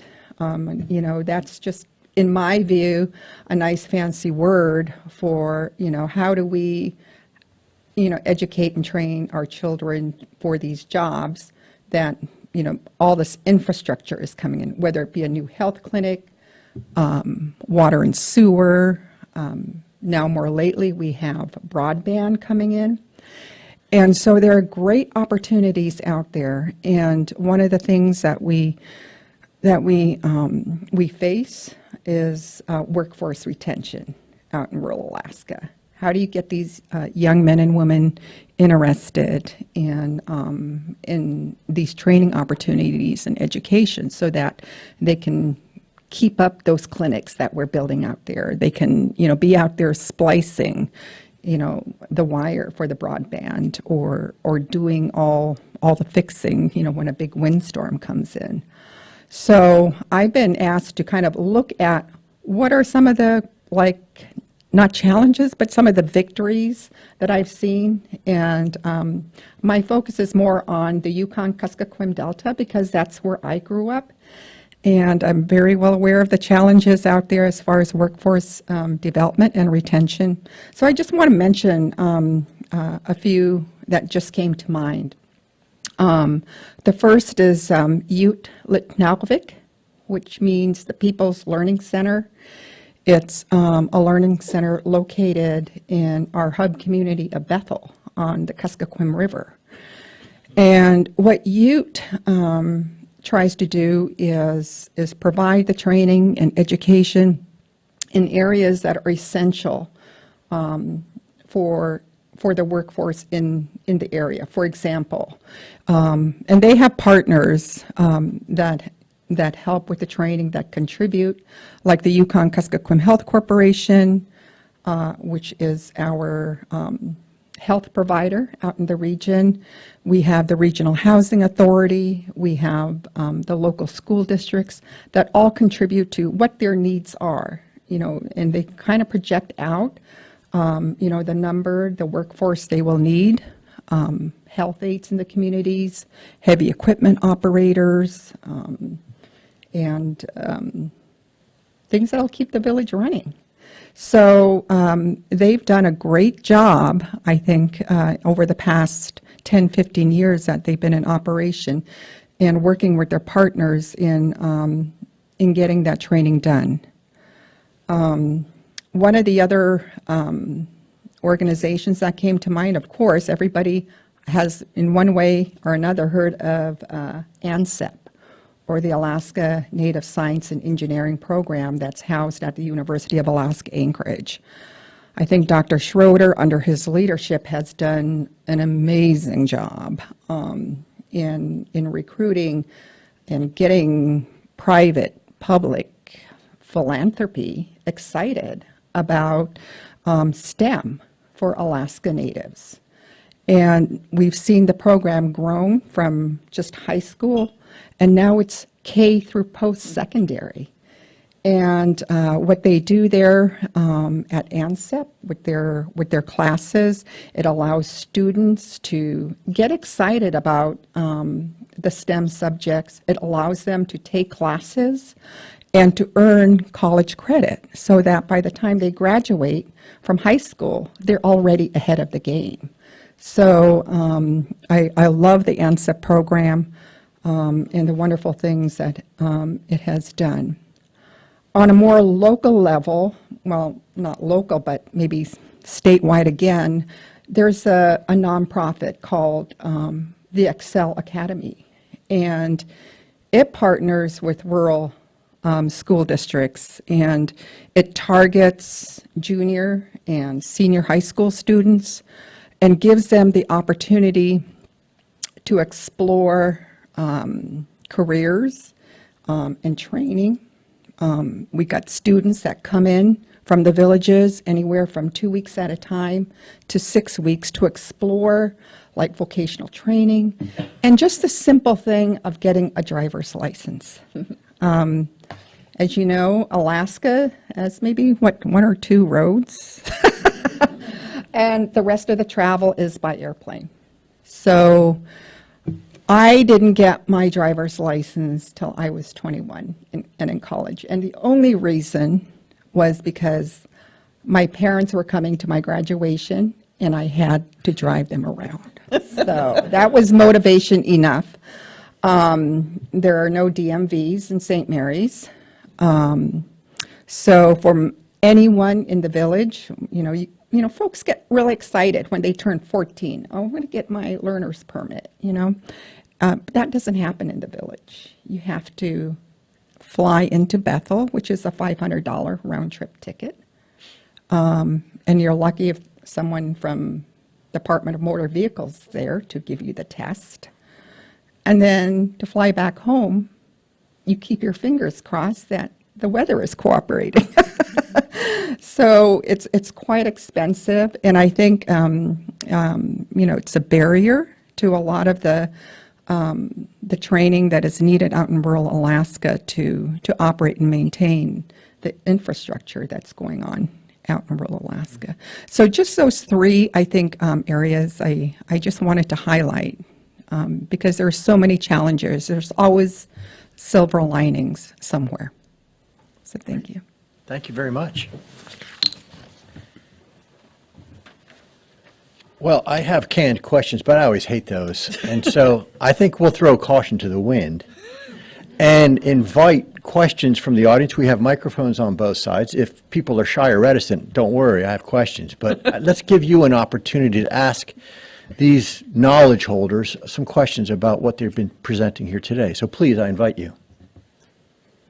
And soon I will appoint you. Shoko. Hi, Shoko Shinbrut, Office of Polar Programs. I'm curious what, in developing the goals and objectives report, what were the most contentious issues that you're now very proud to put forward and have worked through? Thanks. I'll start. I was like, There's going to be a fight about that, too.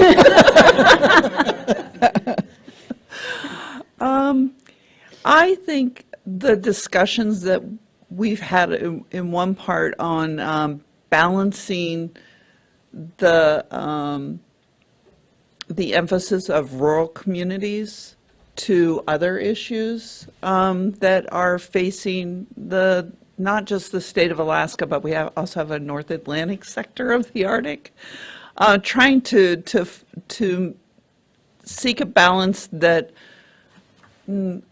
some points just didn't seem as important as pointing out the challenges in the local community. So I would say that that's been a discussion that we had that is reflected in the report.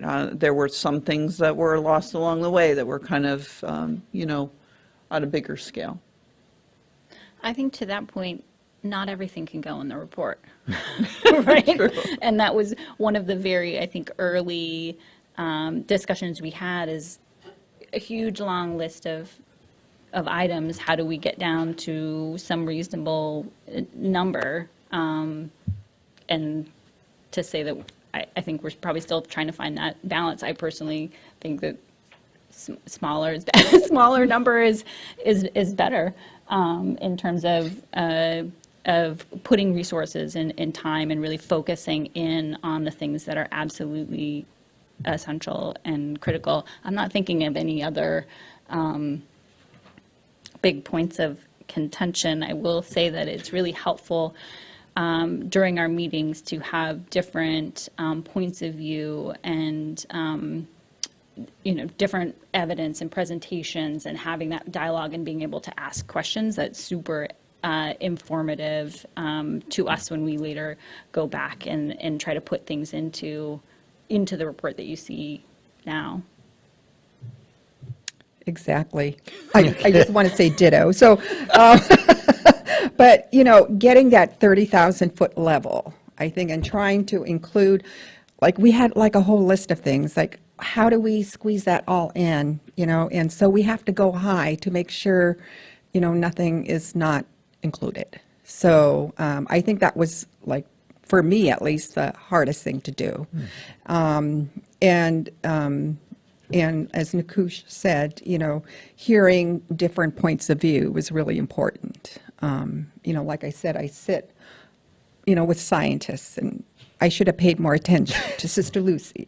And, but, to be able to be in part of that discussion and to learn and to ask questions, I think has been very, very beneficial. Yeah, Right. can I Yeah, add one more please. thing? I think Mike did a good job of reminding us that this is just a launch pad for discussions. So we're allowed to go off script at times with some of the other things that you don't see in this report. So we're hoping that by being out there a bit more, you realize us as a resource and will call upon us for some discussions about maybe some of our other thoughts that we had that didn't make the report. 2 years is not a long time. It is not It a comes long out time. every 2 years. So if you see something in there that's not, that, you think should be, I want to know that, come, come tell me. Thank you. My question is for Dr. Carlo. I thought that your suggestion on the 180 was very compelling. As someone who used to work for a federal agency, and and in my role, recognizing the extreme difficulty we have had in some cases getting money into communities, I'm wondering either from your experience or whether or not the commission as a whole has thought about how the federal agencies can potentially get out of our way and do something like what you're suggesting. And I wonder if the Canadian example has any lessons learned for us, or just how we would start thinking about doing that given some of the constraints that the agencies have.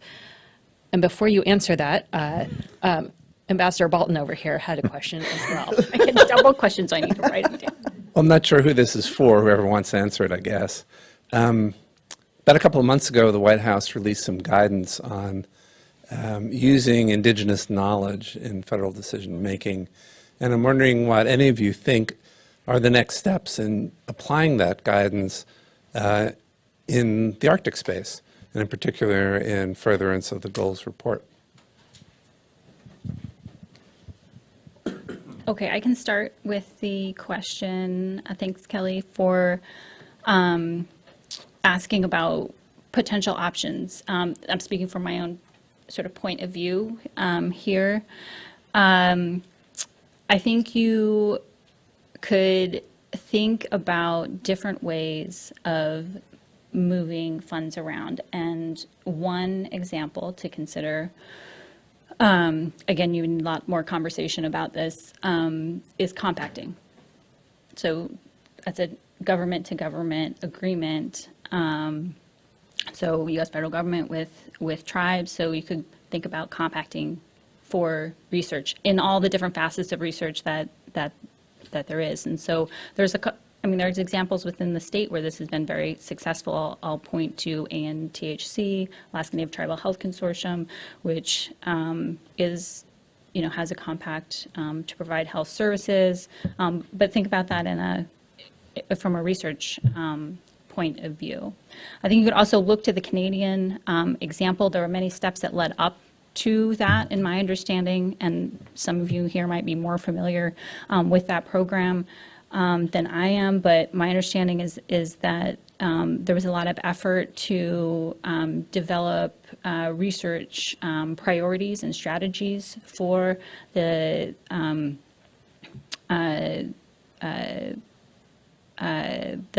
Inuit organization, and that eventually then led to the development of a funded research program that's supported by our ArcticNet.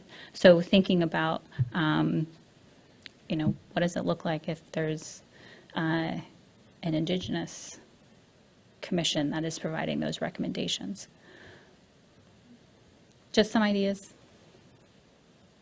Anything to add, Deborah? Well, I was thinking about, as you were speaking, Nakush, about how to integrate Indigenous knowledge into research. Mm-hmm.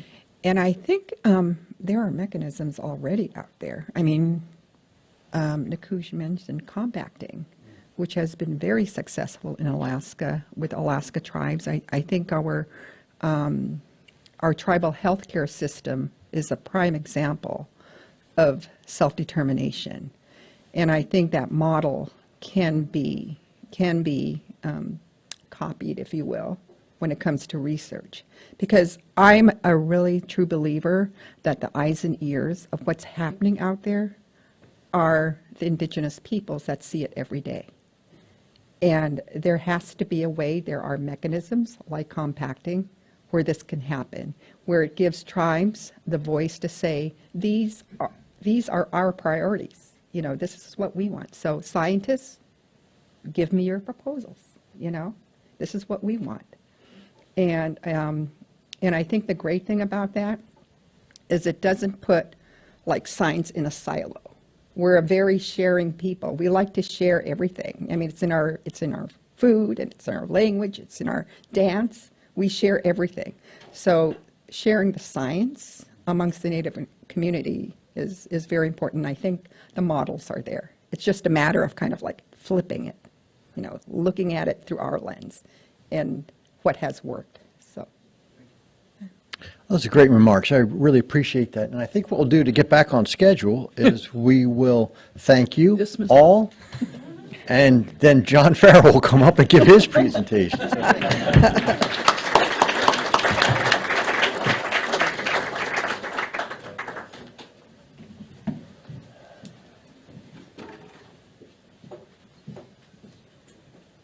Thanks, Jack.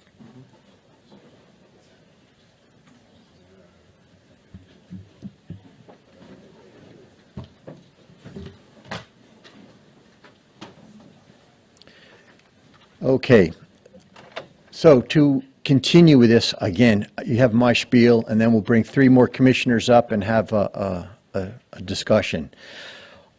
Goal 4 in the goals report I am very excited about, because this is a completely new goal that we've never had before on Arctic economic research. And I really need to thank Dr. Lawson Brigham for recommending this a long time ago.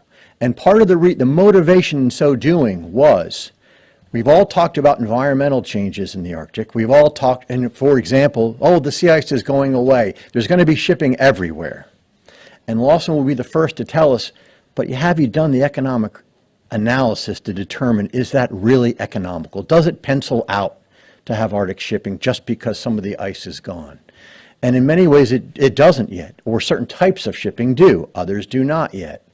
And so the important part that Lawson encouraged us on with Arctic economic research is to really try to get classically trained economists to focus on the northern region. And interestingly, in my survey, I have found very few classically trained economists who've actually focused on a lot of the types of issues that we're talking about, whether it's minerals, whether it's resource development, whether it's shipping, tourism, or anything. And so what you have is a bunch of natural scientists waving their hands about all the activity that's going on without any economic data to support it. So the commissioners, I think rightfully so, said, you know, how much of this really pencils out? This research is vital to inform the policies and decision making. And so I got about 20 economists together, and I said, we're going to do a goal on this. And the first thing they said is, no, we need to be in every goal, not just one goal. I said, I'm sorry, we're putting you in one goal, but we will mention you elsewhere. And then I got a great amount of feedback on this. We really learned an awful lot about this. So this is something where there have been some people, NSF supported a workshop on this in 2017, for example. And so there has been some work on the social sciences in this area, but there's a lot that remains, and there's some really great opportunities here. All kinds of things. I'm getting ahead of myself. So there's a picture of Red Dog Mine. That's a classic type of economic development. That's in northwest Arctic Borough, a big zinc mine. But again, how do things pencil out? As the environment changes and people see opportunities, where are they really? Very few economists focus on this region, as we've learned. I mean, there's classic fields in economics like development economics. Has that been applied to this region? It's often applied to developing nations, but not necessarily to this region. There's also natural capital accounting, which is some way trying to put values on things that we take for granted, like clean air, clean water. That has true value. How do you begin to put value on that, and how do you enter that into the discussion? So we need it for sustainable development, to understand market forces and natural capital, as I mentioned, and even indigenous economies. So some of our recommendations have been, and the economists will tell you this first, we need socioeconomic data. The government is not collecting the right data in order for us to do these types of analysis. So we need to start doing that across the federal family. We need to look at non-traditional assets. How are in the clean energy transition, where and how is this going to pencil out in Alaska as we move from an oil and gas economy to hydrogen to ammonia? Where does this make sense? And where are there true opportunities? And we think there are many in the Arctic. Mariculture is a really new and untapped opportunity in Alaska. The state of Alaska is focused on this. The governor had a task force on this. We think there's all kinds of ripe opportunities there, but what makes sense economically? Of course, has been mentioned, broadband and also the satellites that are Starlink and so on that are coming in are real game changers, and the economics behind some of that. I mentioned already Arctic marine shipping and marine operations, which are big. And also we thought it was a great idea to create an ocean technology test bed for mariculture and ecosystems. This could be done at, say, Kasitina Bay or someplace like that.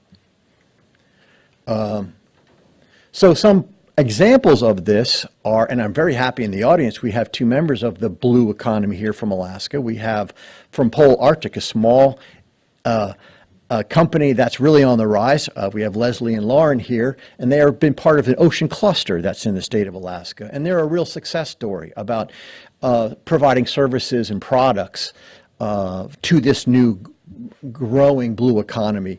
The blue economy was also mentioned by Kelly Chris today. It's a major priority of NOAA, and they're doing a lot of work in this in areas I can barely keep track of, in so many different areas, whether it's kelp, whether it's oysters, whether it's so many different types.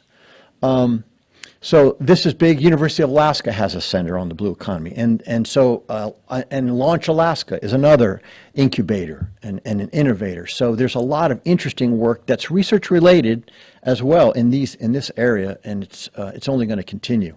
A tip of the hat to the Arctic Council is the EcoNor 2020 report. This is where the Norwegians do a tremendous service to the global pan-Arctic community by really providing a great Arctic Council report on the economy and its socioeconomic conditions, traditional production activities for indigenous peoples. So it's led by Norway and the U.S. and Canada. Simon Council also plays a role in that report. So it's very useful. I would encourage you all to read it. It has incredible amounts of information in it.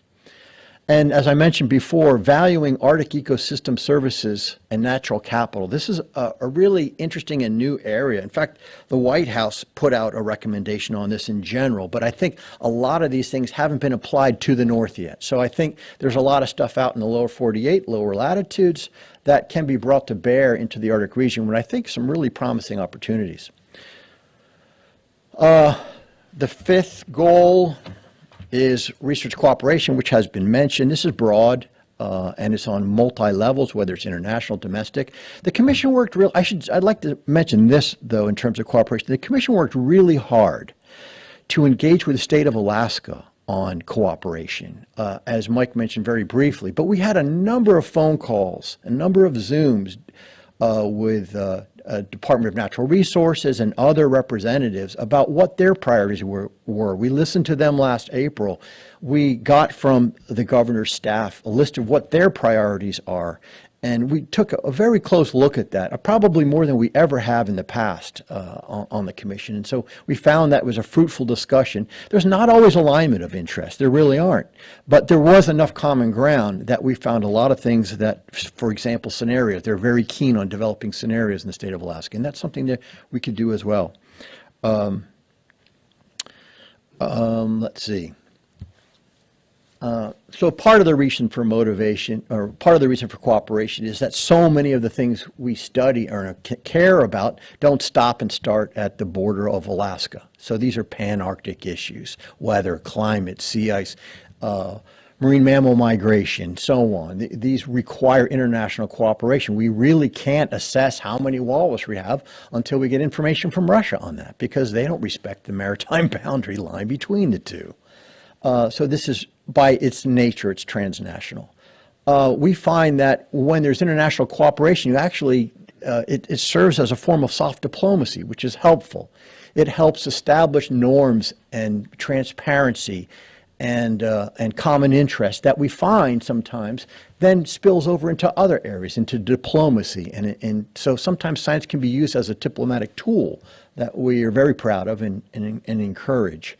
And so much so that sometimes the demand for knowledge actually helps to reignite cooperation in other ways. So that's all. A great example has been the extended continental shelf of all the nations, where there has been, U.S. and Canada was cooperating in order to map our continental shelves because it's so expensive to do that.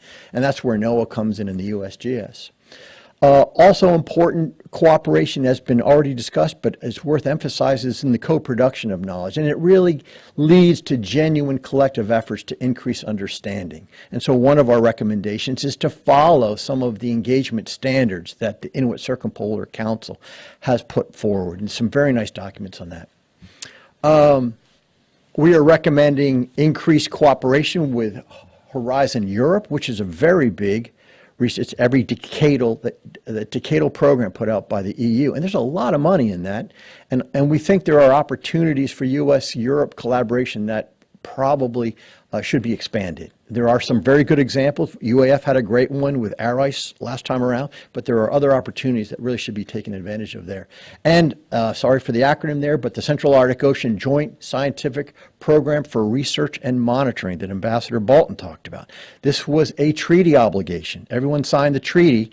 In that treaty is the call for a scientific program. Well, now we have to do that. NOAA's taking the lead. They're working feverishly on a framework agreement for this program, and we should hear more about that later this summer. Very glad to hear about that development. We're also recommending a university-affiliated research center on Arctic research related to DoD interests. That could be anywhere in the nation.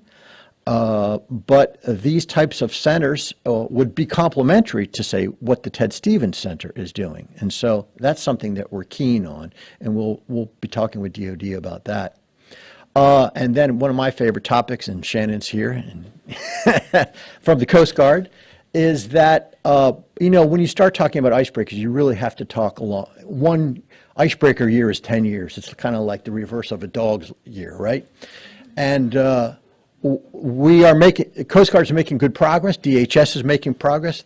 Thank you, Tasha, on these things.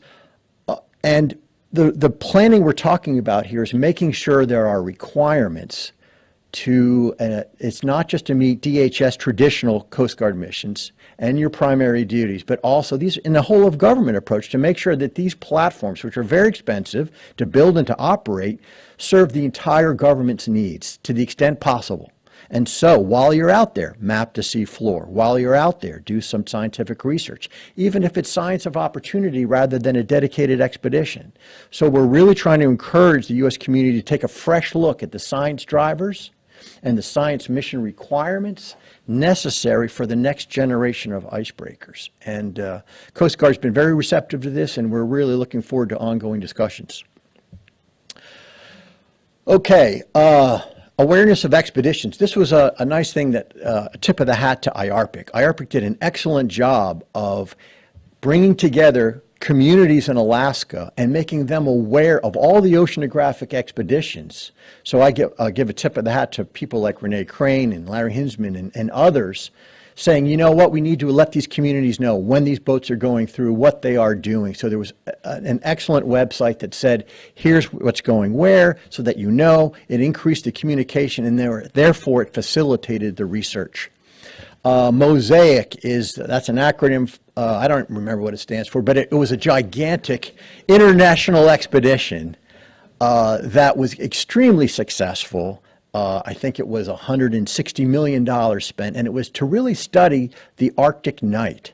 So they drifted through the high Arctic on the German vessel, and there were teams that went in and out for a long time. NSF was a major supporter of this in a very significant way. And so that is an example of international cooperation that was just extraordinary. And I encourage you to read about Mosaic whenever you can. Other examples, a smaller scale, but still equally important internationally, tracking animal movements between U.S. and Canada. Certain herds, for example, go, again, ignoring boundaries, go both ways. So this is another example that it's good to see. Finally, this is not a goal, but Commissioner Mark Myers really gets credit for this, is saying, you know, data analytics and informatics, which puts Mike to sleep, but but it certainly excites Commissioner Mark Myers, and rightfully so. I mean, there's a lot of really interesting opportunities with our new increased computing power, with AI, with big data, and really it does inform the policy cycle. This diagram's in our booklet. I'm not going to go through it because it's rather complicated. But really, these advances will transform production of Arctic knowledge. They really will. And they'll also, more importantly, give us give us information when we need it, which is really important. Because sometimes you need the information, you can't wait a week, a month, and so on. So that's going to be very helpful. And as Senator Murkowski said, we need evidence-based frameworks to make these decisions. So do what you do, Commission, to make sure that we have nonpartisan, we have just good scientific information. So there are some of the recommendations are to invest in Arctic-specific open-source private-public data collaboratives, increase the U.S. government efforts to capture historical Arctic data, data rescue. So there's a lot of information that has not been, is not accessible now, but is not easily accessible, but it's there. It needs to be reanalyzed and made available. One great example about, you know, private-public data collaboratives is when the USGS released the Landsat imagery.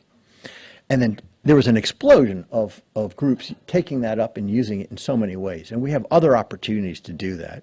You could almost include in there some declassification of stuff. This is something the Commission worked on for a long time, getting Navy to declassify some of the information which Commissioner Jackie Richter-Mengy worked on with the nuclear submarine fleet in terms of sea ice thickness, how deep's the water, and so on. And there are mechanisms to do it. It takes a lot of work, but it's very valuable when it's finally done.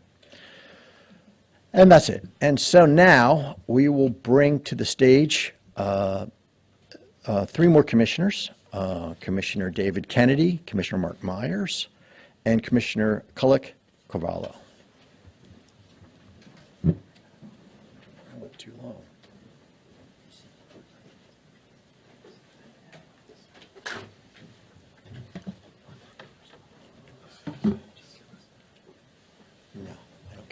Do you care where we are? Where we are?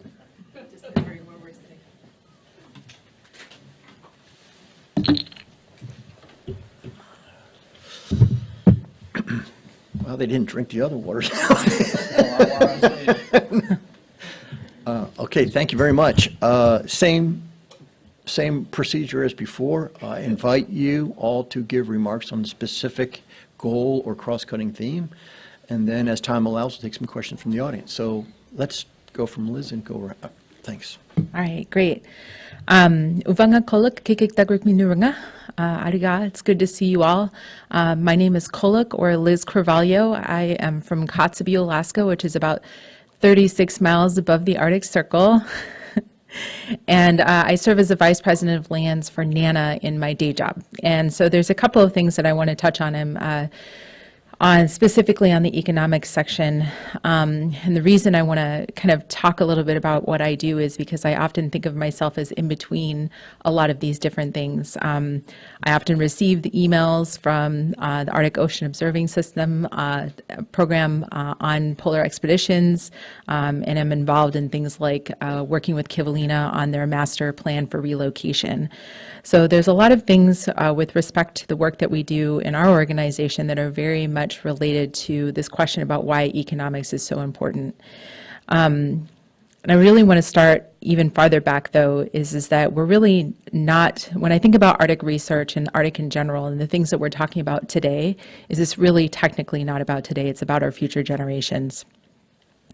All of the goals that are in the report are integrated, including these economic goals, and I really appreciate Dr. Brigham bringing this topic forward and really talking about it, because if we're supposed to be taking an integrated and holistic approach to the Arctic, like Jim touched on, I think we really do have to consider the economics of the Arctic and the challenges that we're faced. Imagine aiming to focus on economic development in the Arctic, including developing a future workforce, in the face of the image that we saw earlier of water right at someone's doorstep. We have that responsibility to consider what are those opportunities for people who are in the Arctic to remain in the Arctic, but also the Arctic is an international space. I think Inuit people, Inupiaq people, we understand that. We have relatives who are in Russia. We have relatives who are in Greenland and Canada. We're inherently multinational in our families, and so it's a really critical issue. More research is needed to understand what barriers there are to those east-west economies and economic development. We also need to understand what barriers there are to sustainable economic development in the Arctic, and how to ensure that we have reliable data for management of our natural resources. The Arctic is not only a place of great change in the environment, it is also a place where we used to talk about the race to resources and that risk that it poses to our communities. There's a lot of opportunities in this space, but there's a lot of challenges. That race to resources has been underpinned by conversations around critical minerals, as well as oil and gas, and especially fisheries. We really need to be ready to talk about the future of the Arctic economy, not only in Alaska, but globally, and what it means to the future of the Arctic overall. Again, I think focusing on economic research is really critical, and it's important to really treating the Arctic as though it is treating the Arctic holistically and thinking about what it is that we need to do to understand the Arctic and the future of the region overall.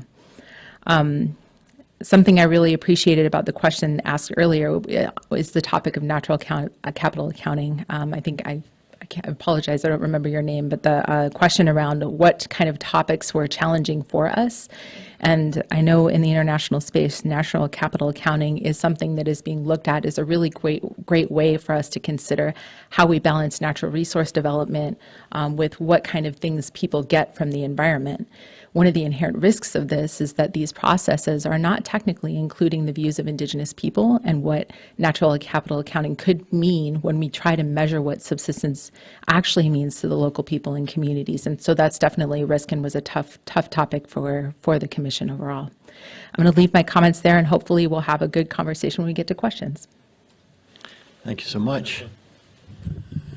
So I had cooperation, and I don't know if you noticed, but virtually every speaker has talked about cooperation. And everything I was going to say has been said a couple of times over now. So cooperation is obviously very important, and it is. And so I'll just review the bidding just a little bit. So why is cooperation so important? Well, let's start with the comment that John stole from me. We've been talking 2 times the change in the Arctic, but I think all the data that we're beginning to see shows 3 to 4 times. We're having a hard time keeping up with 2, and now we're at 4. And without everybody pulling together, that cooperation is absolutely required for us to keep some sort of a handle on the dramatic change that's taking place. So that's really important. Then cooperation, what, 2/3 of the Arctic is Russia? We had some communication, some dialogue with Russia on sharing of information and data. We don't really have that anymore. And so all the more reason for those of us that are working in the Arctic outside of Russia to have to work an awful lot harder to coordinate and cooperate, given the change that's taken place. And then the Arctic Council was mentioned. The Arctic Council's on pause.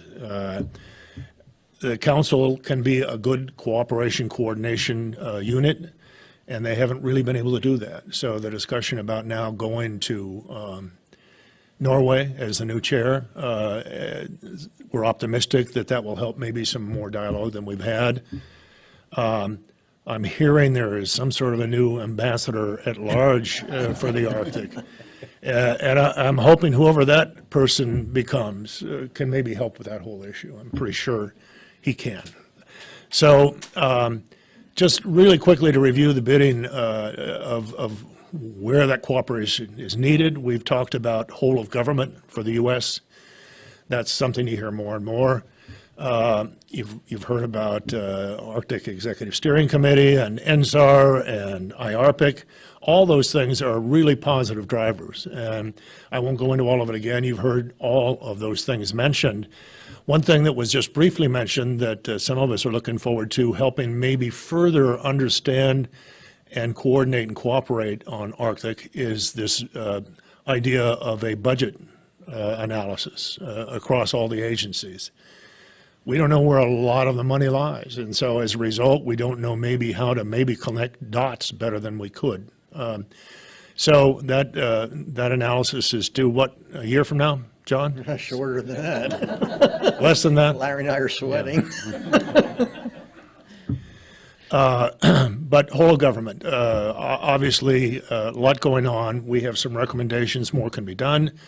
International, so we have a number of partners. We have recommendations that have come out, but Canada, for instance, has a lot of work going on. I think there's more we could do with Canada than we have been doing. They have a Polar Institute that we've talked about visiting. There's been some dialogue. I think there could be a lot more with Canada. And it's interesting that a number of folks that in the past have been conducting research in Russia are now moving into Canada to do that same research. So I think there's a lot of stuff we can do there. Greenland, another kind of emerging place with an awful lot of discussion going on about what research can be done there. Europe, a big player for a long time, and they have a lot of money, a lot of money to invest there. So there's that. State of Alaska, John has covered that. I was going to talk about it a little bit, but I think there's more we can do there. This is really, as I understand it, the first time that we've established a dialogue, and as I talk about particular issues, I find that there is a State of Alaska group that's doing that kind of thing that still we're not aware of. So I think there's more we can do with the State of Alaska.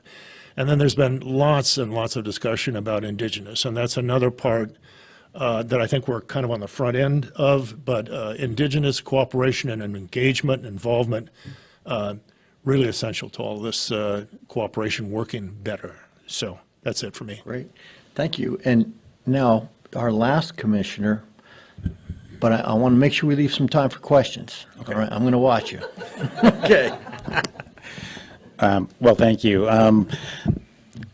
Speaking about data might be the most boring, but maybe in some ways the most important part of this discussion. No, cooperation.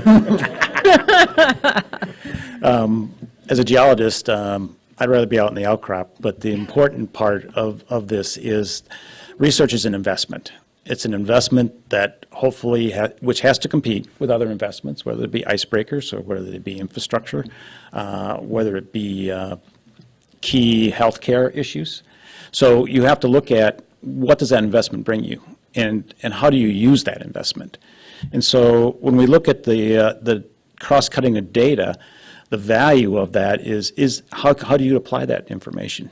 And as Senator Murkowski said, in a dynamic situation, you skate to the puck. Rather, I would say you skate to where you think the puck's going to be. And that is much more difficult in a very much changing Arctic. So we have a dynamic situation where we have very complex ecosystems, and it's not the Arctic. If you fly over the Arctic in your commercial airline at 30,000 feet, like our report, it takes you hours.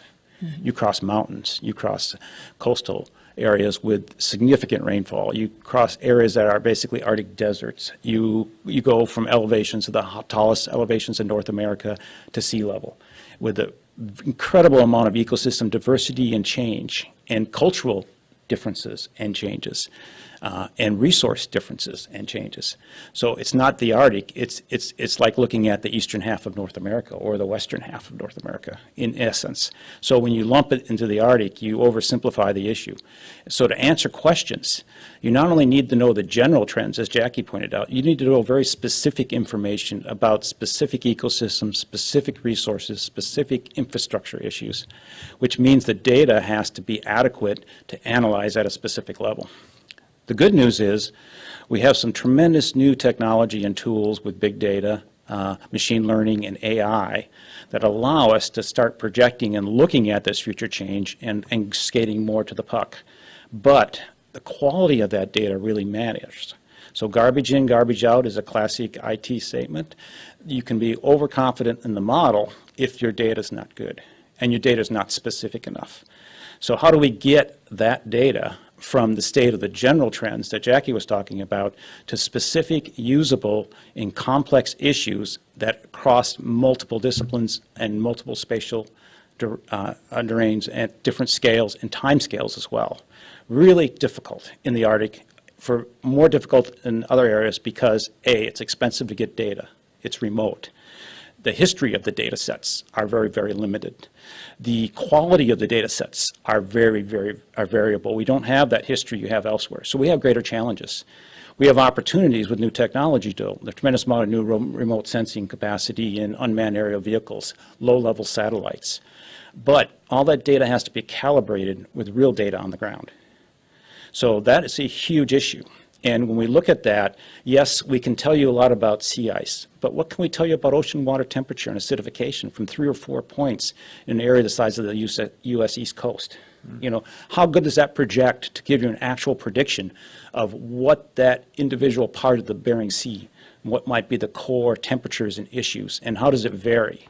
So we're looking at a point where we really need to be able to gather more specific and better quality data and maintain that data.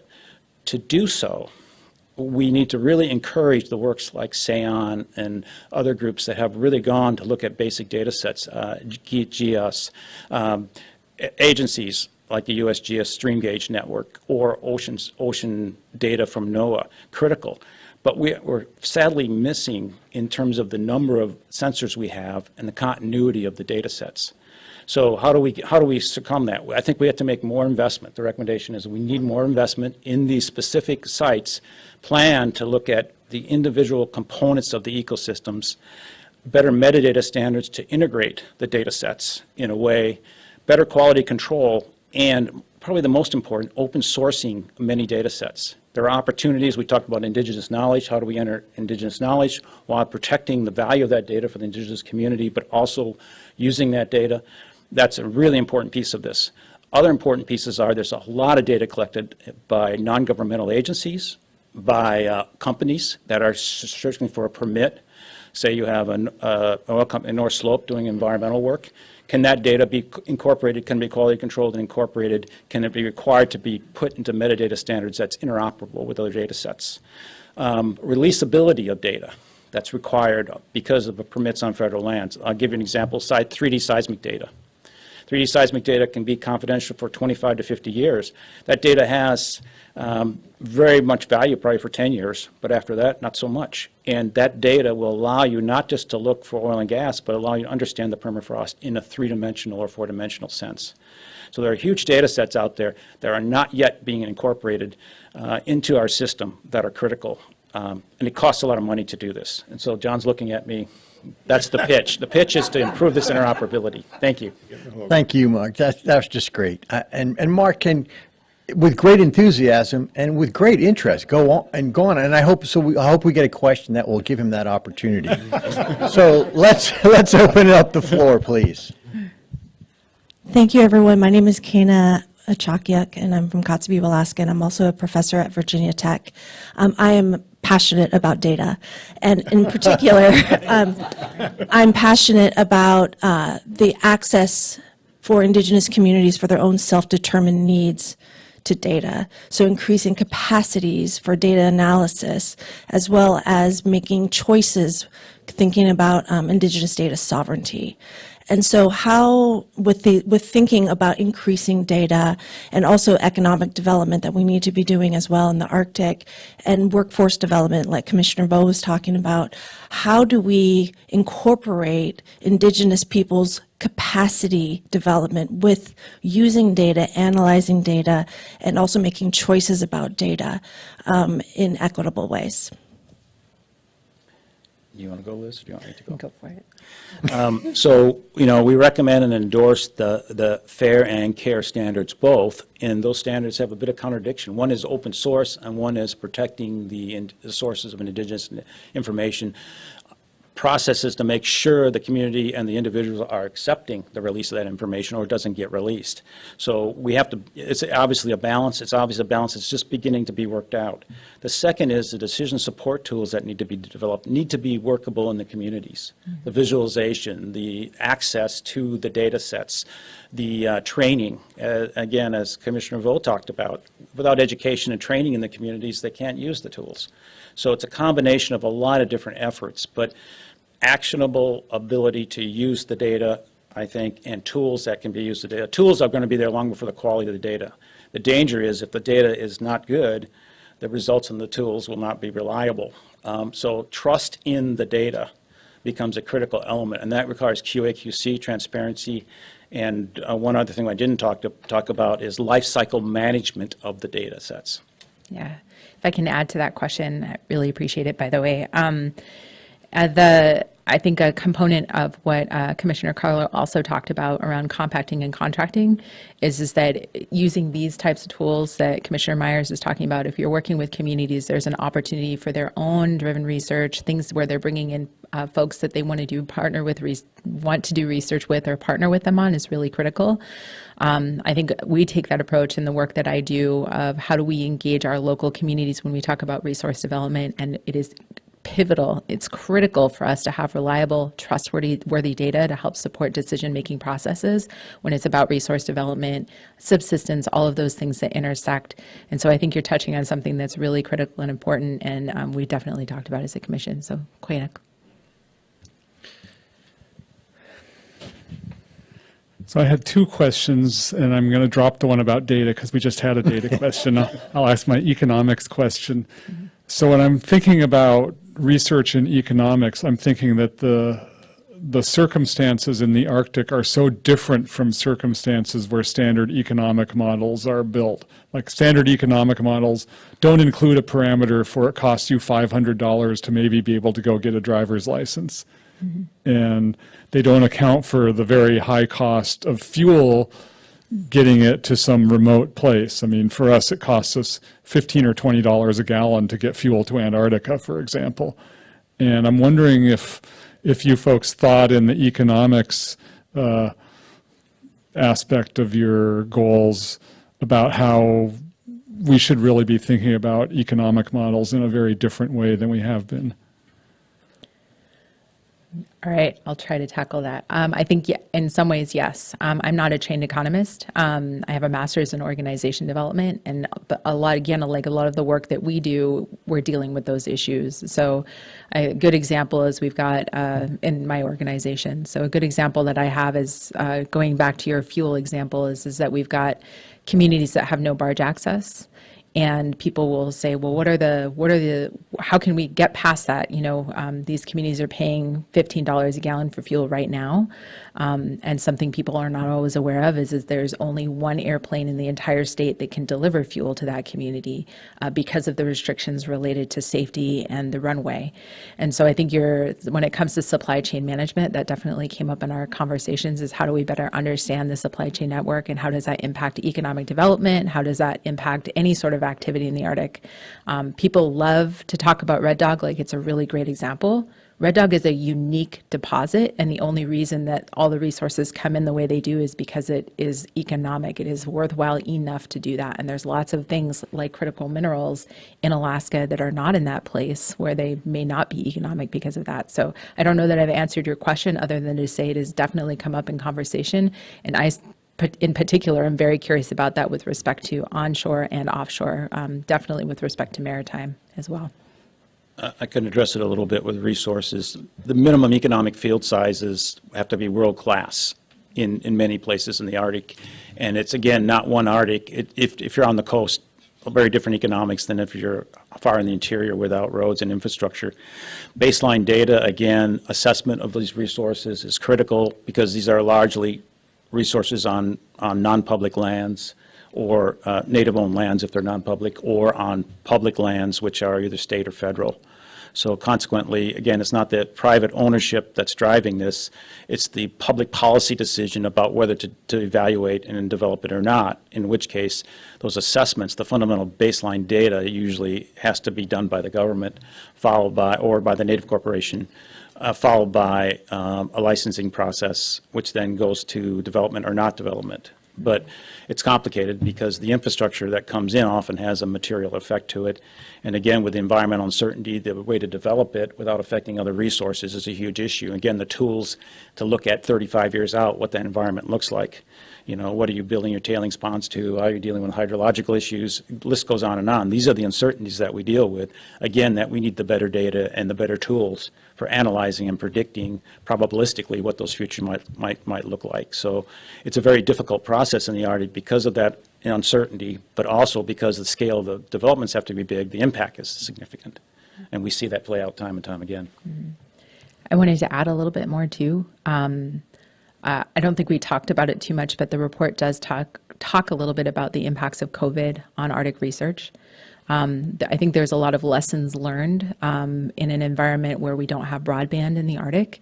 And so when we talk about rollout or economies, it's also those other things that the Arctic can't quite participate in with respect to the rest of the economy. You know, we talk about natural resource or classic economic development because that's predominantly what's available. But those barriers, I think, are really critical to address as well to broadband or other types of communications that impact DoD or DHS operations in the Arctic. Yeah. I got a signal that we can go a couple more questions, so let's keep going. Okay. I think Shannon and Marisol had their hands up. Sure. Sure. Thanks, John. I'm still trying to untangle if you were calling the Coast Guard a dog in your comments a while ago, but that's not my question. Never. So, something Senator Murkowski said about you guys intend to publish some kind of progress report, and then Mark touched on, skating to the puck. One of the things I like to do is look to what I want or what we want the Arctic future to be, and then kind of back that up. What activities do we need to take now, midterm, long-term, to get to that? Looking at your recommendations, have y'all thought about that? What will the Arctic look like if we're successful in achieving those recommendations? Near term, and then longer term, and then what does the Arctic look like if we don't?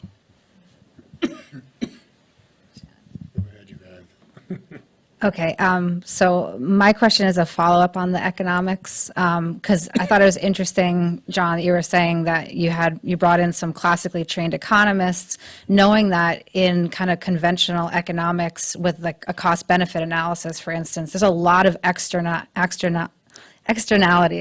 and for costs and benefits, right? So like externalizing the costs, which is why we're now dealing with a climate crisis and biodiversity crisis, but also in terms of things like ecosystem services and natural capital, which was really great that you are including that. So I'm just really curious about kind of how you're kind of reconciling those two approaches towards economics to make sure that maybe a project that is deemed economically viable is really serving the interests of the people and not kind of contributing to the larger issues that we're dealing with. And, kind of, especially when you kind of look at convergence science, right? So anything, especially around like underwater noise and the way that's impacting marine life, which is so important for for a litany of reasons, right? But I think that's like, looking at that plus the ocean acidification that we're seeing in the Arctic, like how that's kind of being combined to reconcile the approaches. That's too long a question for me, but go ahead. Wants to go first? Well, maybe to the first question, what does the future look like for the Arctic? And again, the Arctic is a big place. And so we have to be a little more specific about what we mean by that. I mean, obviously you have a series of relatively moderate-sized cities, and then you have rural Alaska. Rural Alaska is probably being less resilient in the sense of the amount of erosion, coastal capacity to deal with it, basic infrastructure not being there, having to move whole villages. There's a lot of really serious questions there about how do you do this and how much of that's baked in. But the question is, when you do move, you want to move to a sustainable place that's going to be valid in terms of both community values, but also sustainable ecosystem services for that place. So a lot of questions there. How do you build an economy in the rural areas? I mean, we have great examples like Red Dog where they've really worked through a lot of these issues. So I need to defer to Liz in terms of how you set those values of the mine versus versus the subsistence lifestyle and the other issues and the jobs and the taxation pieces that go with that. The North Slope Borough, et cetera, with oil and gas has seen a lot of benefits from that. But what happens in the next generation where oil and gas is no longer, 35 years from now, when oil and gas is pretty much done? What does that look like? Is it that hydrogen ammonia economy? Is it gone? And what replaces that in terms of an income stream? Unknown question. So the huge economic questions about what does energy future in the world look like that dramatically affects the Arctic. Second is the mining part of it can replace some of that, but it won't provide the direct state revenue that oil and gas does. It's simply not as profitable in terms of overall state revenue. So we don't have an answer on the economic side. We don't really have an example of how we're going to manage the ecosystem change sides. And then, God forbid, we have a major earthquake or other substantial disaster, which probabilistically says we will at some point. How do we handle that? So we have lots of hazards, lots of challenges. The opportunity is really for the state to be forefront in sense of Alaska in terms of building resiliency, and I believe it starts with the education system, quite honestly, that we build capacity in the people ultimately. But there's no crystal ball, I think, out there right now. But we do know that the world economic situation is changing, which creates opportunities and challenges, that the environmental change is going to create a lot more challenges probably than opportunities for us, although some with shipping and some other ones. And we badly need to build the capacity to manage that, and then those investments have to start now. So again, coming back, the crystal ball is cloudy, I think. But the good news is some of these tools, some of this data, this research is paying off in terms of better be able to quantify and predict and make some of those investments now that we know are going to be sustainable. Investments like icebreakers, like port facilities. So I'm talking too much. Liz, you're good. No, sorry, Commissioner Myers. Those are both really great questions. And I think I tried to start out in my comments was, when we talk about the Arctic and everything that we're talking about right now, we're not talking about us right now. We are talking about future generations. So to me, I always feel like I'm walking this line between trying to explain how critical it is that it's not subsistence versus natural resource development. It's really about how can these two things coexist and how do we have the right information and data for decision makers, for the people on the ground to decide whether or not they want to participate in that. And we're also recognizing, and this may not be a very popular opinion, that if we treat the Arctic as though it is a park that needs to be preserved, we are risking causing communities the inability to have economies, especially without any sort of broadband or other alternatives to participate in the economy. Most communities do not have a tax base unless they have a large natural resource development project. And Mark is correct. Our borough's budget, where the Red Dog Mine is situated in the Northwest Arctic Borough, is about 10% the size of the North Slope budget because of oil and gas development in the North Slope. And the mine itself only has about 8 years left on it. So what does that actually mean for our communities, and how do we get ready for the next phase of economic development in our region? So there's a lot of emphasis and focus on getting the workforce ready to do more with respect to renewable energy. What other potential mineral resources are out there that can coexist with subsistence? So I don't know that I'm answering your question, but I think it is really important that the need for good data is critical. The ability to be agile and flexible in considering what is the next move is really important and adaptive. Because there's a lot of uncertainty, and I think there's a lot of opportunity in the Arctic, not only in Alaska, but across the entire Arctic. I think we miss a lot of opportunities in potential east-west connections. How could we better partner with our northern Canadian communities to have thriving economies and workforces? So to me, when I think about what could the Arctic look like, what would it be in the future, I think it's what can we do to foster those east-west connections, and how do we get the workforce ready to do that?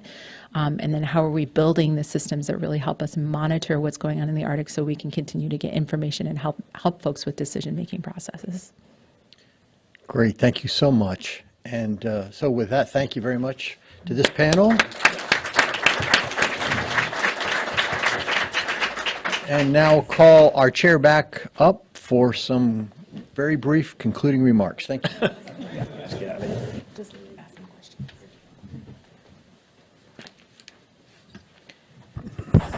Thank you, commissioners. Thank you, John.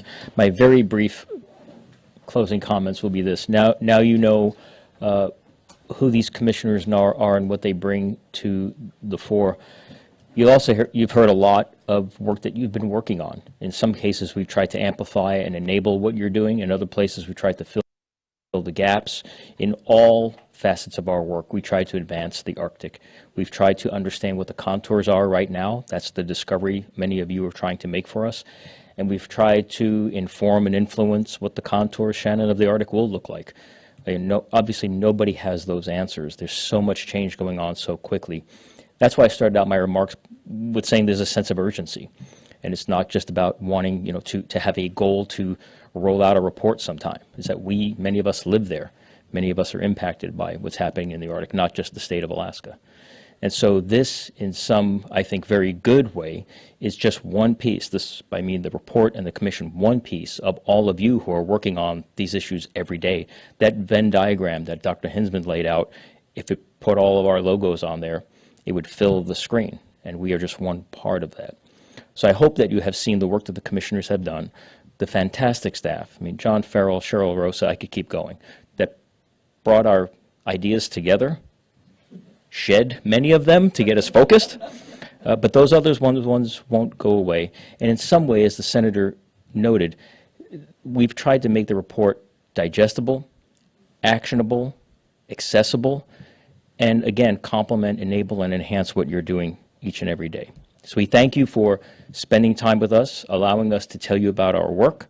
We hope that you'll follow the work, and I hope that you will contact these commissioners and Dr. Farrell and Dr. Rosa, make them a part of your work as well. And I know their cell phones are full every day with calls from you and others from around the world, not just our own country. And that's part of the commission's work, is to help you do what you do so that we have better understanding about the Arctic well into the future. So with all of that, thank you very much for spending 4 hours with us today, going over the 2023-2024 goals and objectives of the U.S. Arctic Research Commission. Thank you.